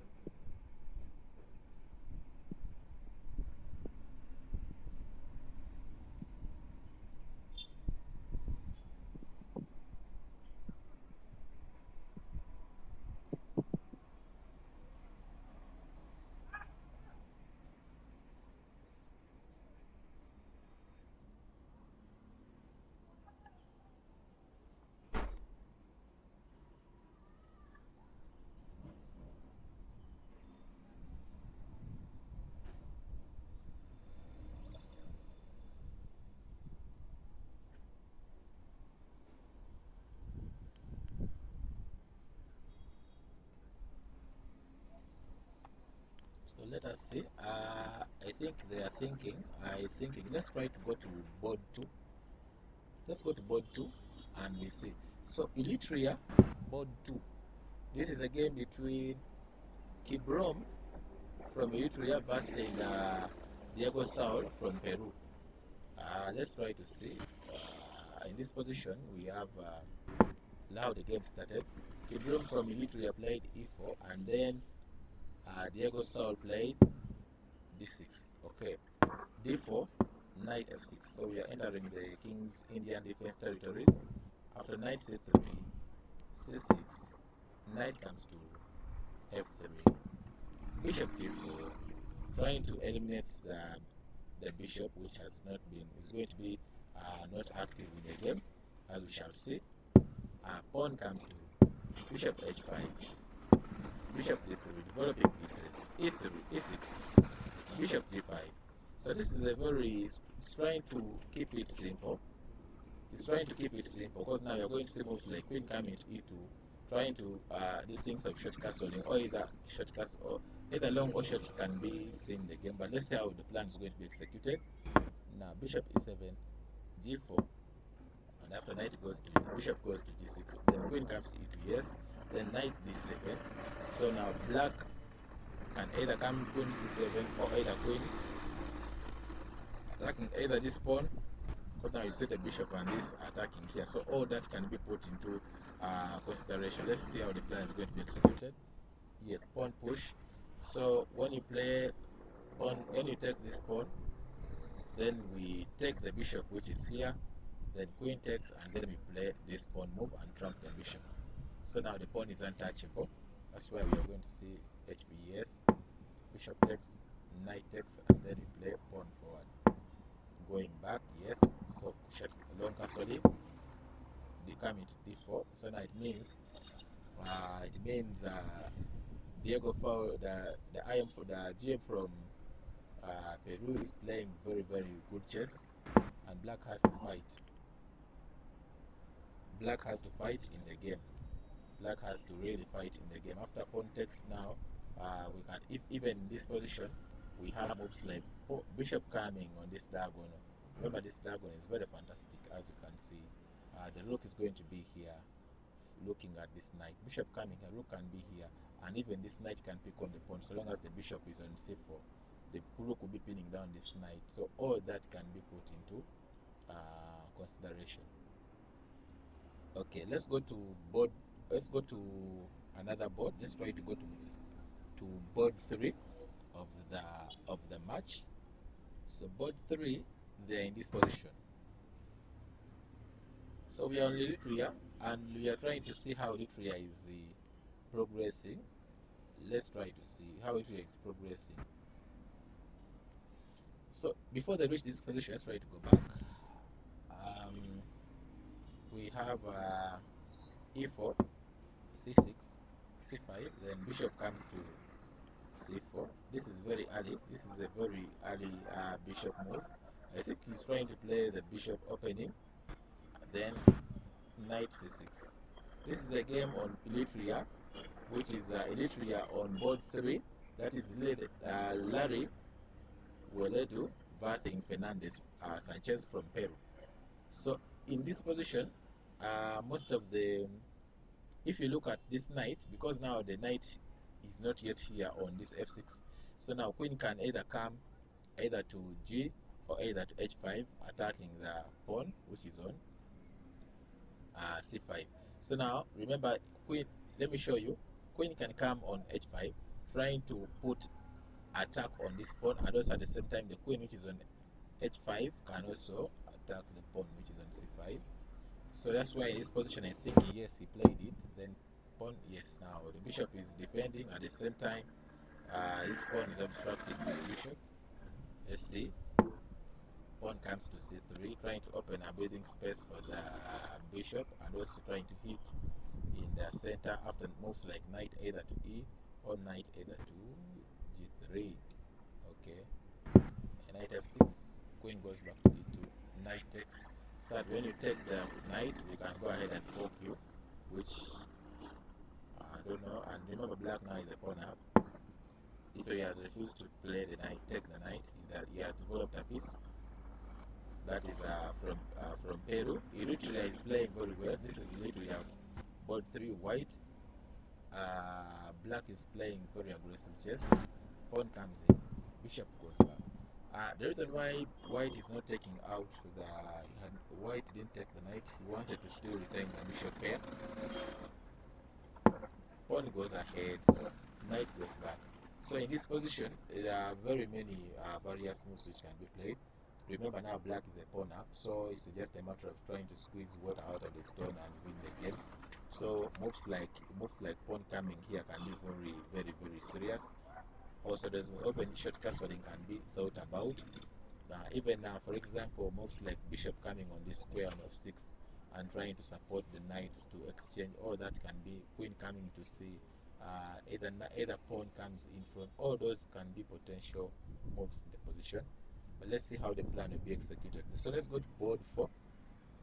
So board 4, Eritrea versus Peru. This is the position. Let's try to see how the position came about. We have e4, c5, Syrian defense, knight f3, knight is c5, d4, the Syrian, the open Sicilian, yes, the main line, bishop, this is the main line of the Syrian. Queen comes to d3 in order to support the long castling. After bishop e7, bishop long castling, f6, on f4. So you're going to see moves like coming in here.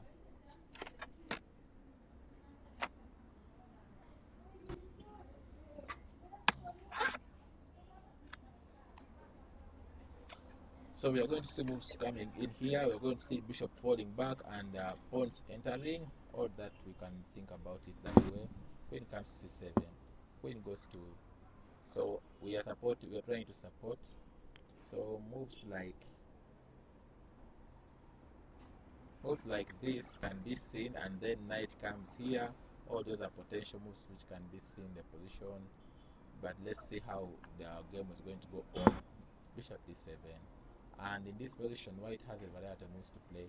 He can either play bishop coming to stopping any knight advances here, or even bishop can come and land on the f3 square. All those can be put into consideration. So let's see, that is board 4. So which other? Let's try to go back to the first game. That is a game between India versus Morocco. We see how Morocco is transpiring in this Olympics. Yes, the game here of Ethiopia.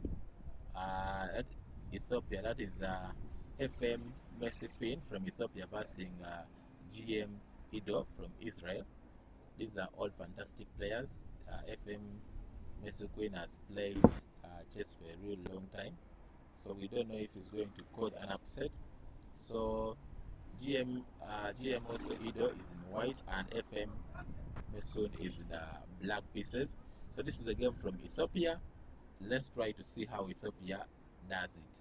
So Ethiopia is playing fantastic chess of late, and it has some titled players who have come up from there. Let's see how it's going to be moving on. So Ethiopia is playing fantastic chess. So this is a d4, and then knight f6, c4, yes, g6. We are entering the king's Indian defense territories. Knight c3, bishop g7, e4, d6, f3, stopping any bishop jumps to this square. Short castling, bishop comes to e3. So if you look at this position, we have this is a game between Israel and Ethiopia. So let's see, d4 is always in this position. It is always coming into either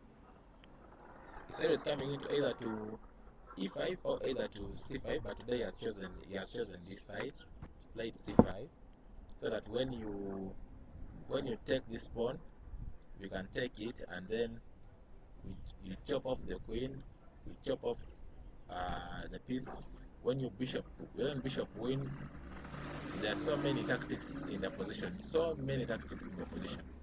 So d4, just moving forward, a6, f4, f5. f5 is not a good move because now it is opening. It has given white this square, and anytime the knight can jump on this square after moves like bishop d3, queen c2, or either queen d2, any of the two. So the knight can also jump in the square. Yes, knight a6. So it's trying to come in with the knight to try to put an eye on the two squares where the bishop can land. Bishop e2, knight comes here, queen d2, and in this position after queen d2, we hope to see moves like either rook coming to d8. In case of bishop coming to pin down the bishop, if bishop comes here, because now the bishop can't go back because of the rook, that's why rook has to come on e8 so the bishop can go back. So we have very many chances to see that the bishop is going to move and go backwards, and we see how the game is going to transpire and move. So let's see how everything is going to be moving and how the game is going to go. So let's go up and we see the game from Egypt, how it's moving. Not even a game for Egypt, the game of India versus Morocco. So this is a game between India versus Morocco, and Dragonanta and Tesra Muhammad is in this position. Pragnanta is almost killing the man, ladies and gentlemen. I don't know. So in this position, Pragnanta has played rook coming here, so that when rook takes rook, then pawn can take, and then now the rook and the queen are connected to put the checkmate here. We have a bishop falling back and also sacrificing the pawn to open the bishop diagonal. All those are potential. All those are potential moves in the position. Let's see how it's going to transpire. Let's go to board 2 and see the position. So board 2, we see this is a junior Gaisi in black pieces against Eliba Jacques. So Ajun previous, let's say how Ajun played previously. So in this position, after e4, that is from Eliba Jacques, Ajun played knight coming to c6, slight offbeat move, but the thing is that knight can fall on here, trying to put pressure on the two pawns which are here, and also at the same time also moves like bishop coming to f6 can also be put into consideration. Remember, even there is a very beautiful bishop which is here, so you have no time to push the pawn. So moves like this are now not in position, so white is mandated to go ahead and push the pawn which is on b4. So the strongest move of white is supposed to go ahead and push at least b4 to stop the knight coming to f5 to put pressure on these two squares, because now this is going to be a hanging pawn. All that has to be put into consideration. So let's see Vidit on board 3. Vidit on board 3 is versus Morocco. Let's see previously what they have played. So Vidit is in white pieces, and Vidit is very aggressive in style of play. So here in this position he played long castling. After short castling from black, rook g1, planning to go ahead and push pawn. So I don't know what black played. Black has sacrificed the pawn, so that when either knight takes pawn, then the rook can still come in, and you can try to have it. And Vidit is going to take the pawn, and yes, he has taken it.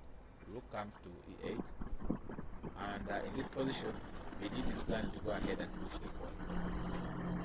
All these are potentials, and even more pawn pushes also can be put into consideration. But because the rook has come, that pawn push may not work out well. So I think moving the queen away from the threat is also put into consideration. But pawn g4 is having higher chances of being played. Pawn g4 has higher chances of being played on the board. This is board 3. Vidit is versing. This is India versus Morocco. Vidit Santos. Jugurathi is versing Mendy Pereira. So let's go to board 4. Harikshina is playing Movad Arias. Previously, let's try to go through the position and we see how the position came out. So Harikshina is playing black pieces, and in the white pieces we have Anas. So Anas played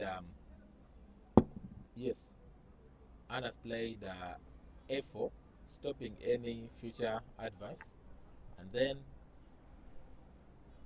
Harikshina played bishop going to g7, knight comes to a6, now trying to cement the knight here, so that we can try to go ahead and push this pawn and put the knight here on the b6 square. So how did the game go on? Short castling, queen goes back. Now the queen is going back so that it can support the pawn pushes in the future. Knight goes back. Now if you look at this position, all this square is being controlled, this diagonal is being controlled by the bishop. So it's very hard for you to enter the squares, So moves like knight goes back here to still support, to put an eye on this square, so that these pawn move pushes can be supported.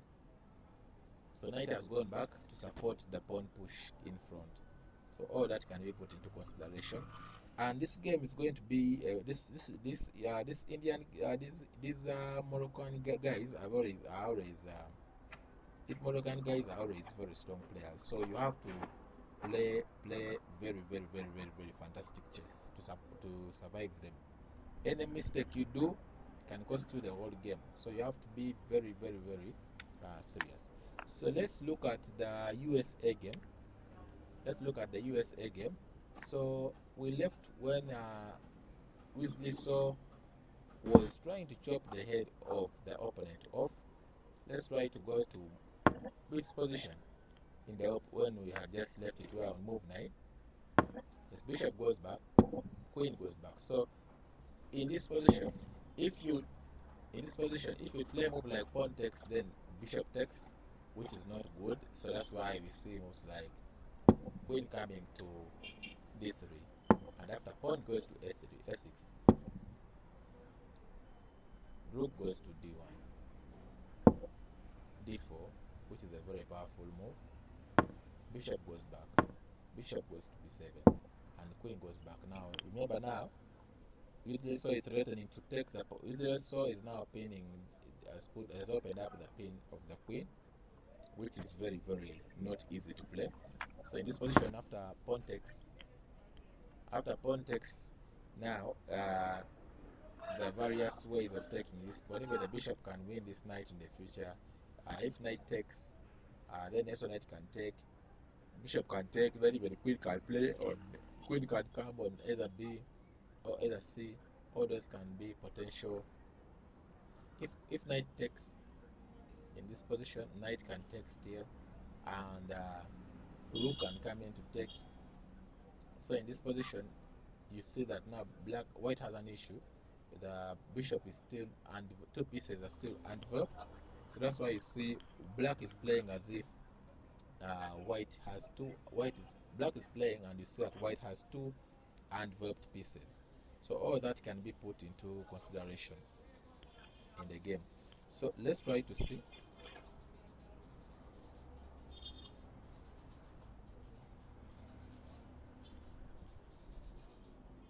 Let's try to see board 2 with Dominguez Perez. So this is Panama. I don't know. Let's go to move 9. Move 9 is always the mark of the end of the opening. Then now middle games begin from move 12 to move 13. But let's go to move 9. Yes. Okay. Previously, why would they play knight goes back here? If knight goes to take the knight, then bishop wins the fellow bishop on what? On f5, and even queen can come in attacking the knight. Now after, if knight takes, bishop takes, and the queen is going to come in to attack the knight, at the same time threatening checkmate, because now the bishop and the queen will be supporting checkmate. So I don't know how this was. That's why black didn't even bother to do that. Just played knight, pawn takes, and now queen comes in. Now we're attacking this bishop. Bishop goes back, and in this position we have potential moves in the position for white. White can still go ahead and develop a piece. Either knight goes to c or here. Still either white can still go ahead and just win this piece. And then if, for example, pawn takes, bishop takes, all those can be put into consideration. If almost like rook, then knight can come to c3. So it's upon white to see how he can play the game. And white is USA, that is Dominguez. Think about the position, but best is basically taking the knight, and then you wait for the future. So you wait for the questions coming from the future. All that can be put into consideration. Yes, he has taken the piece, and now either pawn takes or bishop takes. We just take it again. Just take the pawn with the bishop. We take the pawn with the bishop. Yes, if bishop takes, we take with the rook, because you can't take with queen. Here, no, even this position you can't even take with rook. Rook is also powerful. Yes, rook is good, because now we have moves like knight coming here to hit the bishop immediately. Also, that can be put into consideration. However, all that can be put into consideration.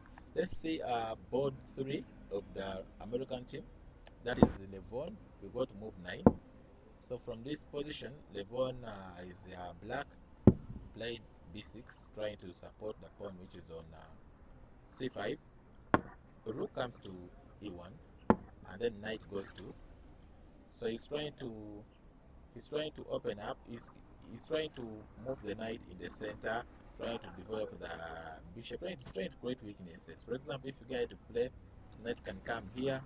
If you win the piece, pawn pushes, and then he corrects the pawn structure, and then plays bishop, which is going to be very dangerous on this diagonal. All that can be put into consideration. So white played that to stop the knight jumps here. Yes, pawn comes in so that we can push forward to disorganize the harmony of the pieces. Queen comes in. We are threatening an attack here, checking the pawn, checking the rook, and threatening to win the rook this side. Queen comes in, pawn moves in. So now the knight can't step here. Knight has only one square to go here, or either goes to here. So you have to choose. If it goes to h5, h4, white can just take it off. So if it goes to g, it is very, very, very passive. So, but if knight goes to h4, if you take, pawn takes, this pawn is hanging. That one has to be put into consideration. Let's go to board 4. Board 4, we have, let's go to move 9. So move 9, we have bishop comes to d7. So that when you take the knight, the bishop takes the knight on d7, on c6. Wrong castling. Rook goes to c8. So it is black is Panama and white is USA. So bishop goes back. So bishop would go back here, but he wanted to keep it to support the pawn pushes which can happen in the future. So knight takes, bishop takes, queen goes to, in anticipation of for either there are some simple tactics which can begin with taking this, and then queen comes in here, this rook, this bishop, the rook can win this knight. All those are simple tactics which can happen in the position. These are simple tactics which can happen. Or either you can play rook come into c6, and then this rook comes in here to support a sacrifice which can happen here. So let's see how it's going to go on. King goes in to support the pawn which is here. Rook goes to e7. In case of a knight jumps, then this pawn is being protected by the rook, and then queen can just be exchanged. So pawn goes here. So now the bishop is supporting the pawn pushes which can happen to be in the game. So after going ahead to play, bishop goes to e6. So now you see the bishop and the queen are here, and even the rook is threatening to win the knight which is supporting this pawn. So pawn is supposed to go forward. So here the potential pawn pushes which can happen in the game, but I don't know how black is going to support their attack. And if you look at this game, black has chances to fight in the game, but now the moves coming in to attack a GM in that style, it means you'll be very, very dangerous.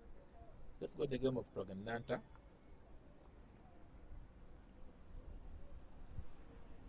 Let's go to the game of Prognanta. We see Prognanta is going to play. Yes, Prognanta. We'll just go to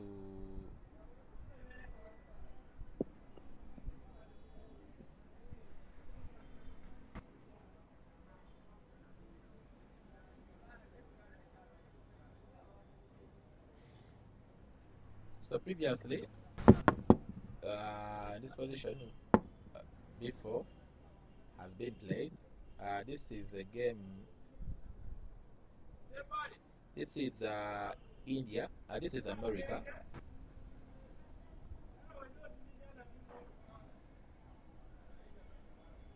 So this is America. This is the American team. Board 4.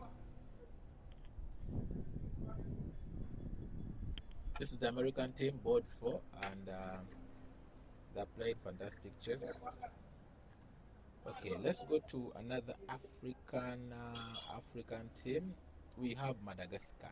Let's go to FI. Ataina. FI is playing FI10 is playing GM Dimitri. So let's go to move 9, and we see how the game is progressing. Still opening.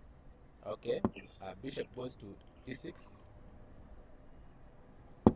knight goes to d2, so that when bishop takes, then knight can still take off, and then you can block back on e3, still can go back here. All those are potential knight jumps which can happen in the game. Knight goes here, so knight is planning to come on this square, so d4, so that when knight comes here, it will be easier to be chopped off by the bishop. Pawn takes, and also pawn takes, knight takes. So now the queen is putting an eye here and is threatening to take this knight, and also planning to combine the two pawns so that they can enter you here. So now knight goes here, knight takes, pawn takes, and now knight goes away. So now it means this bishop is putting an eye on this knight. So, and then after going this pawn which is on e6, so after rook goes away, bishop comes in, remove the bishop pin which is here.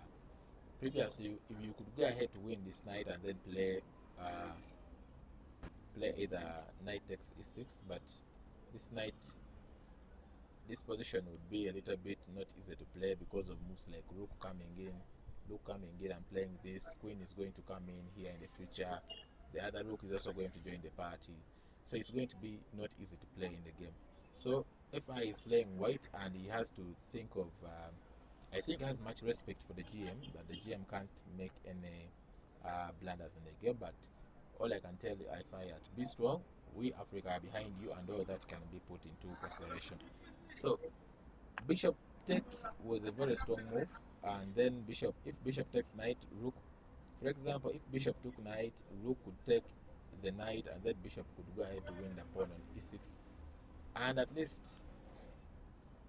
But the problem is he was afraid of the knight which is looking here on the pawn which is on f2, so that's why he played bishop e6, so that he can move away from the pin.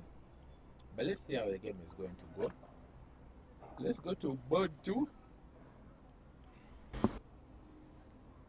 So board 2, we have GM Bruder Matthias in the white pieces against Eritrea in black pieces. So here we have move like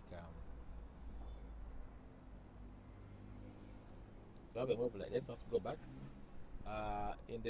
In the opening, we have knight f3, e6, e3. Then coming to, it's like these are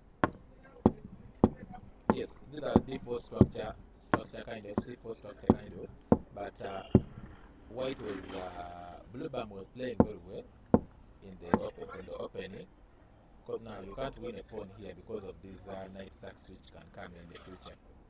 So after knight, if for example if knight takes, pawn takes, if queen takes, then in this position there is no serious take, but yes, knight can also take the pawn which is on e6, and remember the bishop will be attacking the queen, so you can't win the pawn in that position. So that's why black has to try something different. Let's go to board 3. So board 3 we have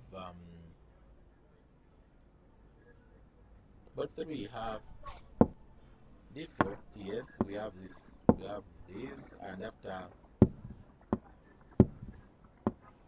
we have the Catalan kind of structure on the board. This is GM double-check Alexander in the black pieces against Morea, who's playing the Catalan. Bishop goes, so he's trying to go ahead and solidify the pawns. So now, after knight comes here, pawn takes, attacking the knight. Pawn goes ahead, knight goes here. But remember, this structure, black is already pawn up, so it means white has to fight so hard to get back the pawn, which is not going to be an easy game. And I can tell you that at least in this position, the German GM German GM in black may go ahead to win the position, because now he's already a pawn up, and anything can happen in the game. So let's go to Dylan from Madagascar versus GM Shepen Frederick. Let's go to move 9, as we say move 9. Okay, we have knight goes to d7, bishop enters, pawn moves forward, bishop enters, bishop take, king goes here, rook comes in. Now we are putting pressure here, and also we also have an eye here. All those are potentials, and even the knight can come in, going here, knight can come in here, knight goes here, knight comes in here. All those are potential knight moves which can come in, or even knight can enter this side and also come in this side. All those are potential knight moves which can happen in the board. So knight goes to this, attacking the bishop which is here, bishop goes back, bishop comes in. We have to just be forced to play this. Pawn goes, bishop goes back, pawn takes down, rook goes here. Okay, rook goes. So here, in this position, the GM holding the white pieces has to be very steady. Black has some, Dylan has some issues in the black camp. If you see Dylan has some black issues, the pawn structure is not supporting very well, because now you see the GM, if you look at the GM has 2 pawn islands which are very connected very well, and if you look, Dylan has 3 pawn islands, and the middle pawn island is not connected very well, you can see. So here I would not support the position. At least the GM has a better position than Dylan in the position in the game. Okay, so let's go to another. Let's try to see another African team. We see how. Let's go to Egypt. We see how Egypt is. Let's go to Botswana. Botswana, we have board 1 province, Othodo province on board 1. Othodo province on board 1 is playing Theodore Nicholas from Greece. GM Theodore Nicholas from Greece.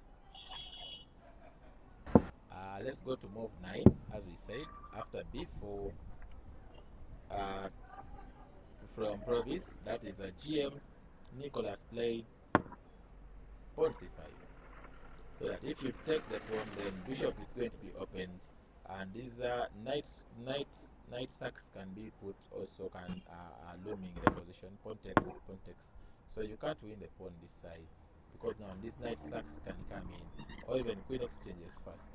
Then these knight sacks can come in, opening up for the bishop to win the rook. And also this is not supporting. Okay, bishop comes in, queen comes in, short castle, then pawn takes, knight takes, rook comes in, go away. And this position, black can decide to just play knight here, or black can decide to play either to play knight coming to c6, or either rook comes here, rook can come here, and then enter from here. Also, those are potential rook maneuvers which can be put into consideration. So let's go to the Egypt game. We have a game from Malawi. Board 1 Malawi, that is Mofune Petros. Mofune Petros is playing Bakrike Ate. Bakrike Ate is Malawi is board 1, and then Croatia is board 2. So let's see how board 2 is. Oh no, board 1 Malawi, then board 1 Croatia. So Petros is versing GM Ate. So let's see how the game is going. We go to move 9, short castling, then you see short castling. Knight goes to the center, knight goes to the center, knight takes bishop, queen takes, bishop goes to f3, rook comes in to support the pawn which is at d6. Queen goes here. So we are trying to bring in the queen into the party, the rook into the party. Rook goes here, rook pawn pushes forward, queen comes in. Now we are having threats of even sacking. We are even attacking the pawn which is here. We're even threatening bishop coming in here. We are also supporting the pawn move which is attacked by the rook which is here. All those are potential threats in the position. So knight goes back, bishop goes in to attack the rook which is here. Rook goes forward, rook goes in. So we have to at least support the pawn which is here. Knight goes here. So now we have a threat of either breaking knight in either of the 2 squares. So moves like g3 will not be shocking to stop any knight jumps. and also moves like rook going to c6 to attack. Rook going to c6 to attack the bishop, which is on b6, can also be thought about. So all those are potential moves to think about. I'm thinking of rook moves also. Also g3 can be thought about in the position.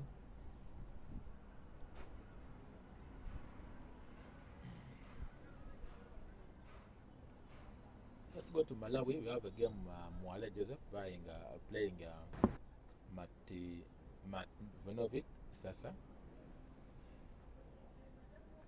Okay.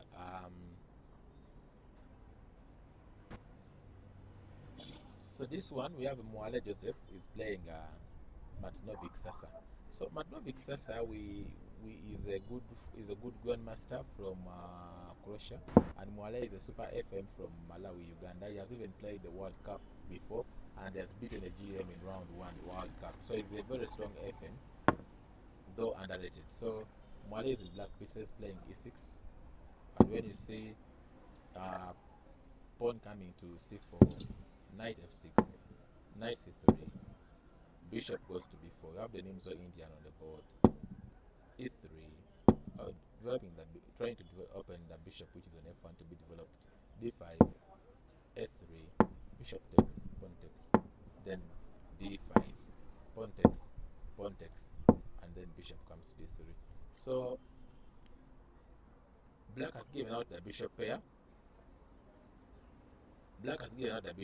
But white has cramped pawns, and in the future even he can guide to push moves like either c4, or even he can decide to take the pawn, or even can play knight coming here, so that when you win this pawn, for example, if you can win this pawn, then the queen comes in attacking this pawn at the same time attacking this pawn, which is very dangerous. So that's why sometimes after knight c6 you can take those pawns. Yes, and now castle. So we want to go ahead and push the pawn. Black also wants to go ahead and push the pawn. It's a going to be a fighting game. Also knight comes in, pawn is pushed. This is a fighting game on the board. Mwale is fighting, and also Sasa is fighting on the board. And after goes to pawn a5, so he's planning to go ahead and push the pawn in flank. h4. So now you can go ahead and push, because this square is covered by the knight, so you can't play knight. You're forced to play knight, either goes back here, or you're supposed either to stop it. Let's see how the plan went on. Pawn pushes, pawn takes, and also pawn attacks the knight. Knight goes back, knight takes pawn, and after, so when knight is here, the pawn is attacking the knight, goes back, and then we win this pawn which is here. So we win the pawn.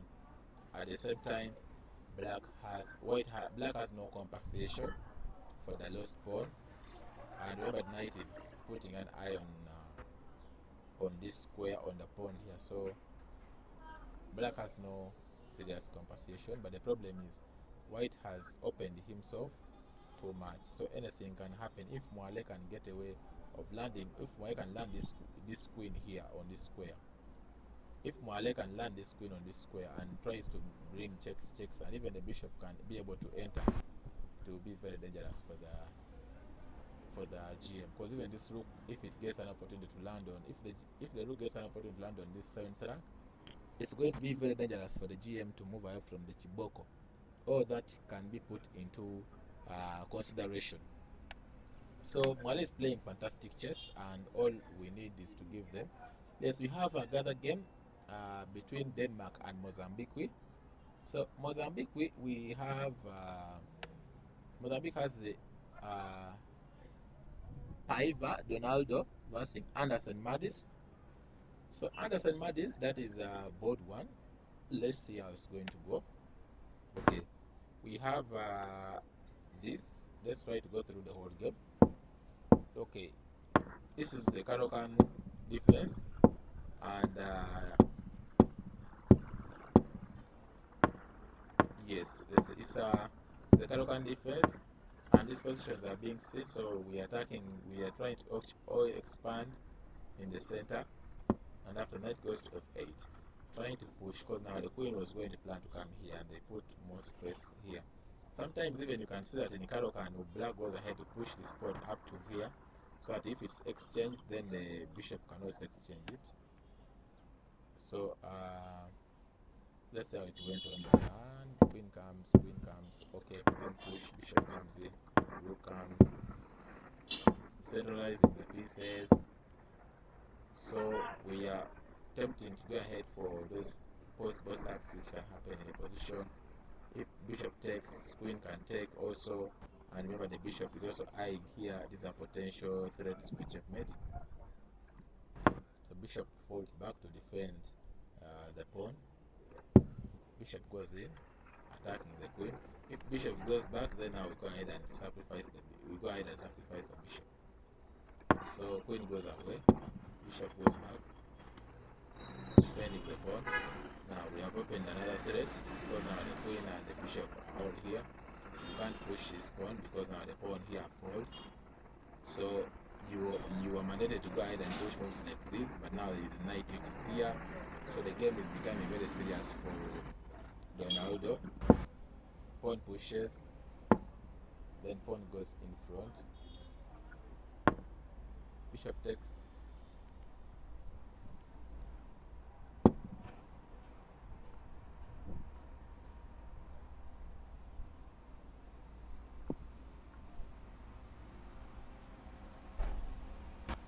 So black has fallen for a simple tactic. For example, if bishop takes and queen takes, then rook,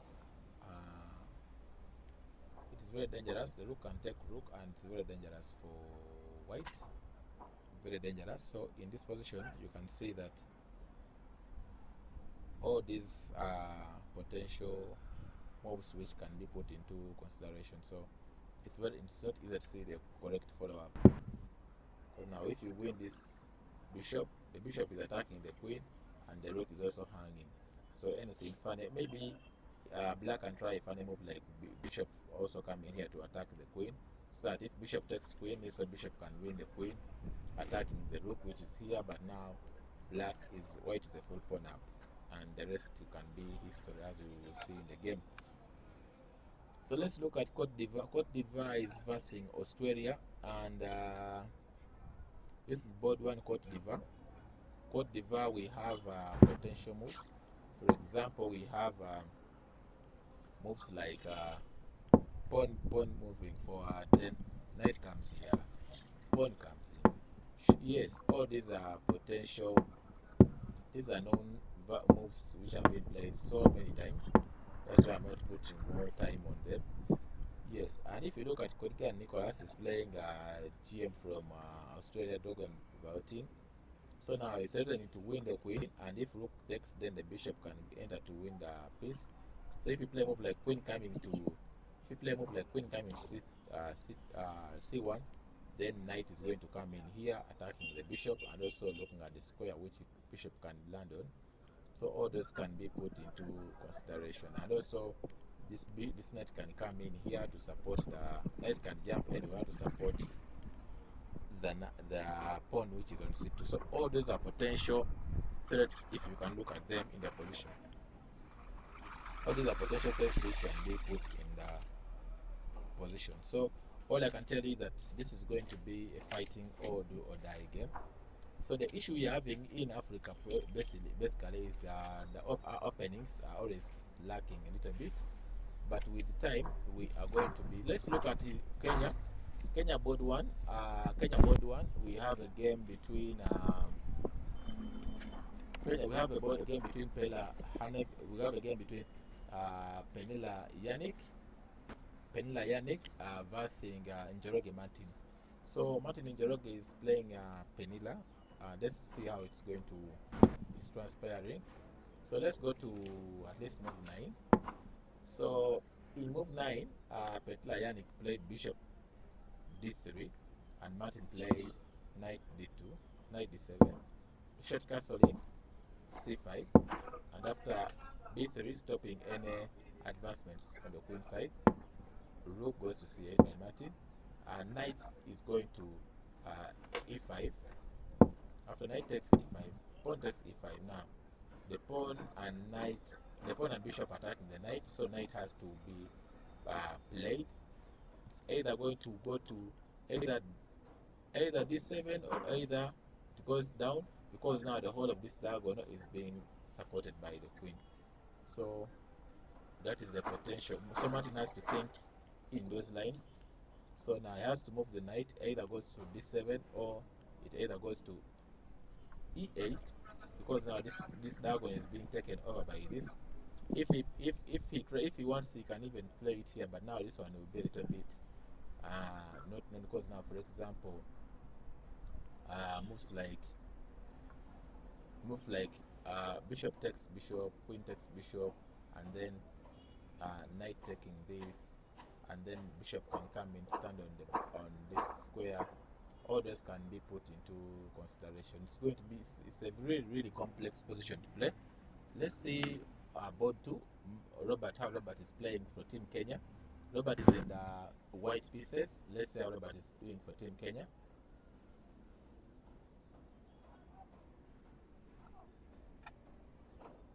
Yes, for Team Kenya, Robert is in the white pieces.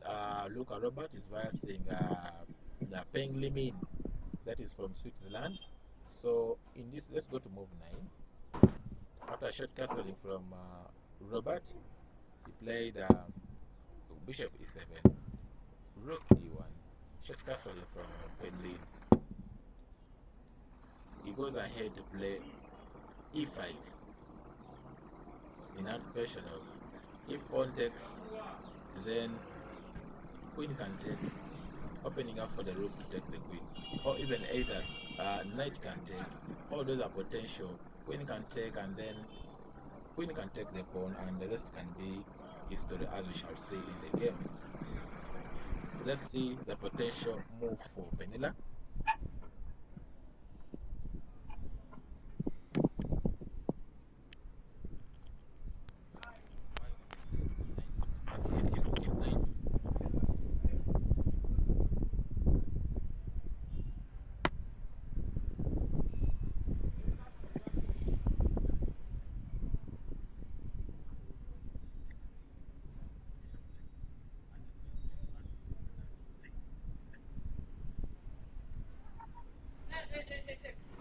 Hello? Yeah. Hey. Kangeneyo. Kangeneyo na beki.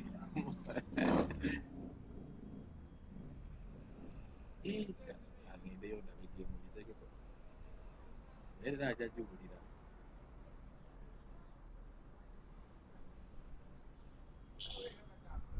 Eh.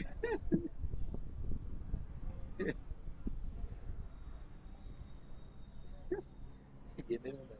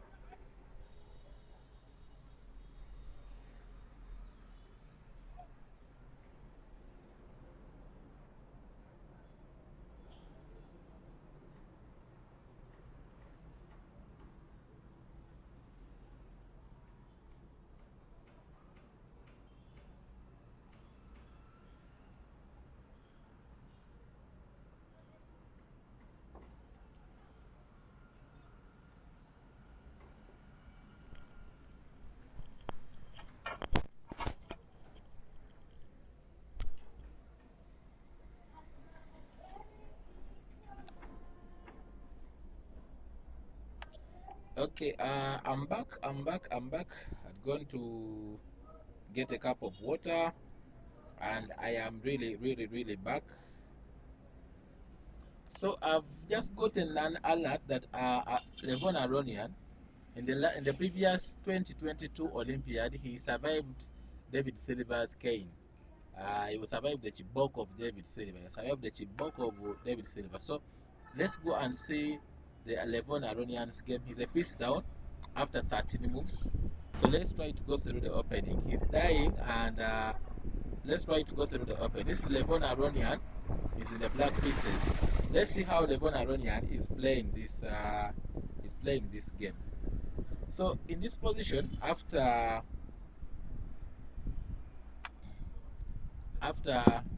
yes, in the white pieces we have Mendes Machado and Andre versus Levon.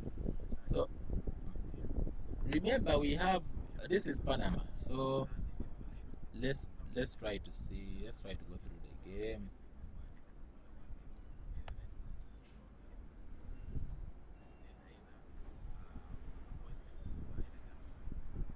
Let's try to go through the game.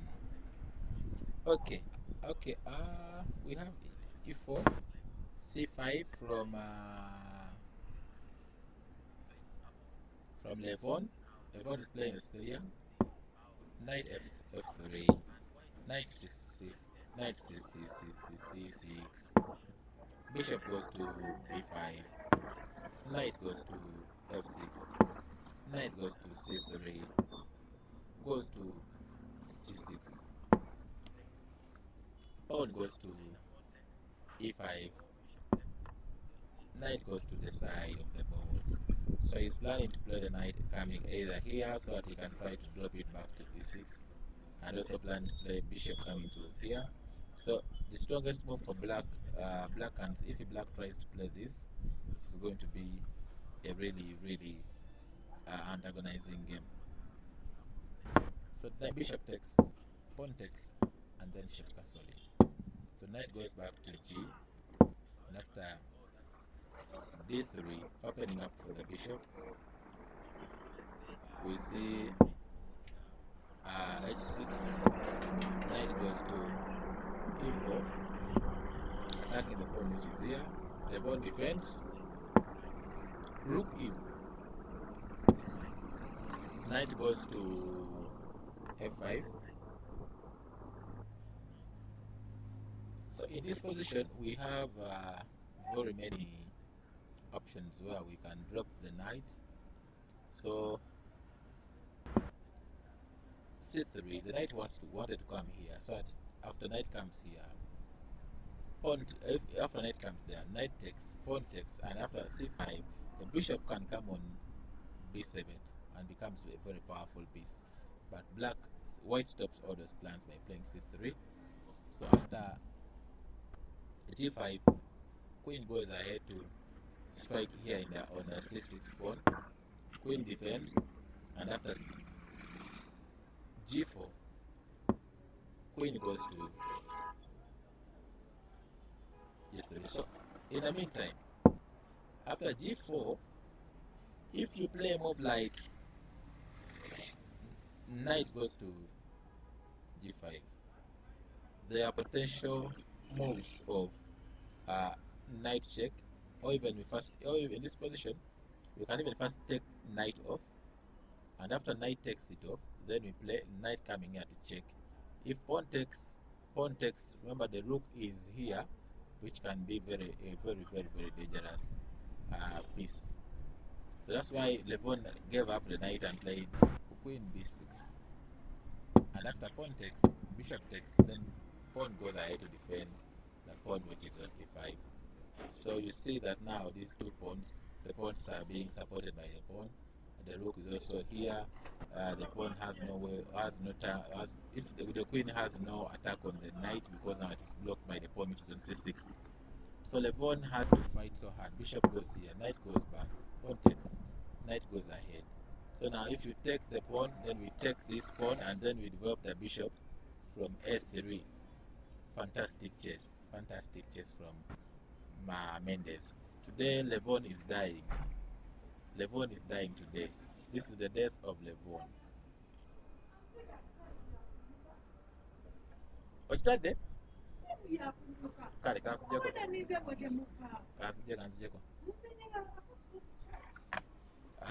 Ladies and gentlemen, I think this has been my broadcast. I think we shall begin from there tomorrow for all the African games. I've tried to look at, as we wait for Zambia, we wait for Uganda to join the Olympiad. Goodbye for now.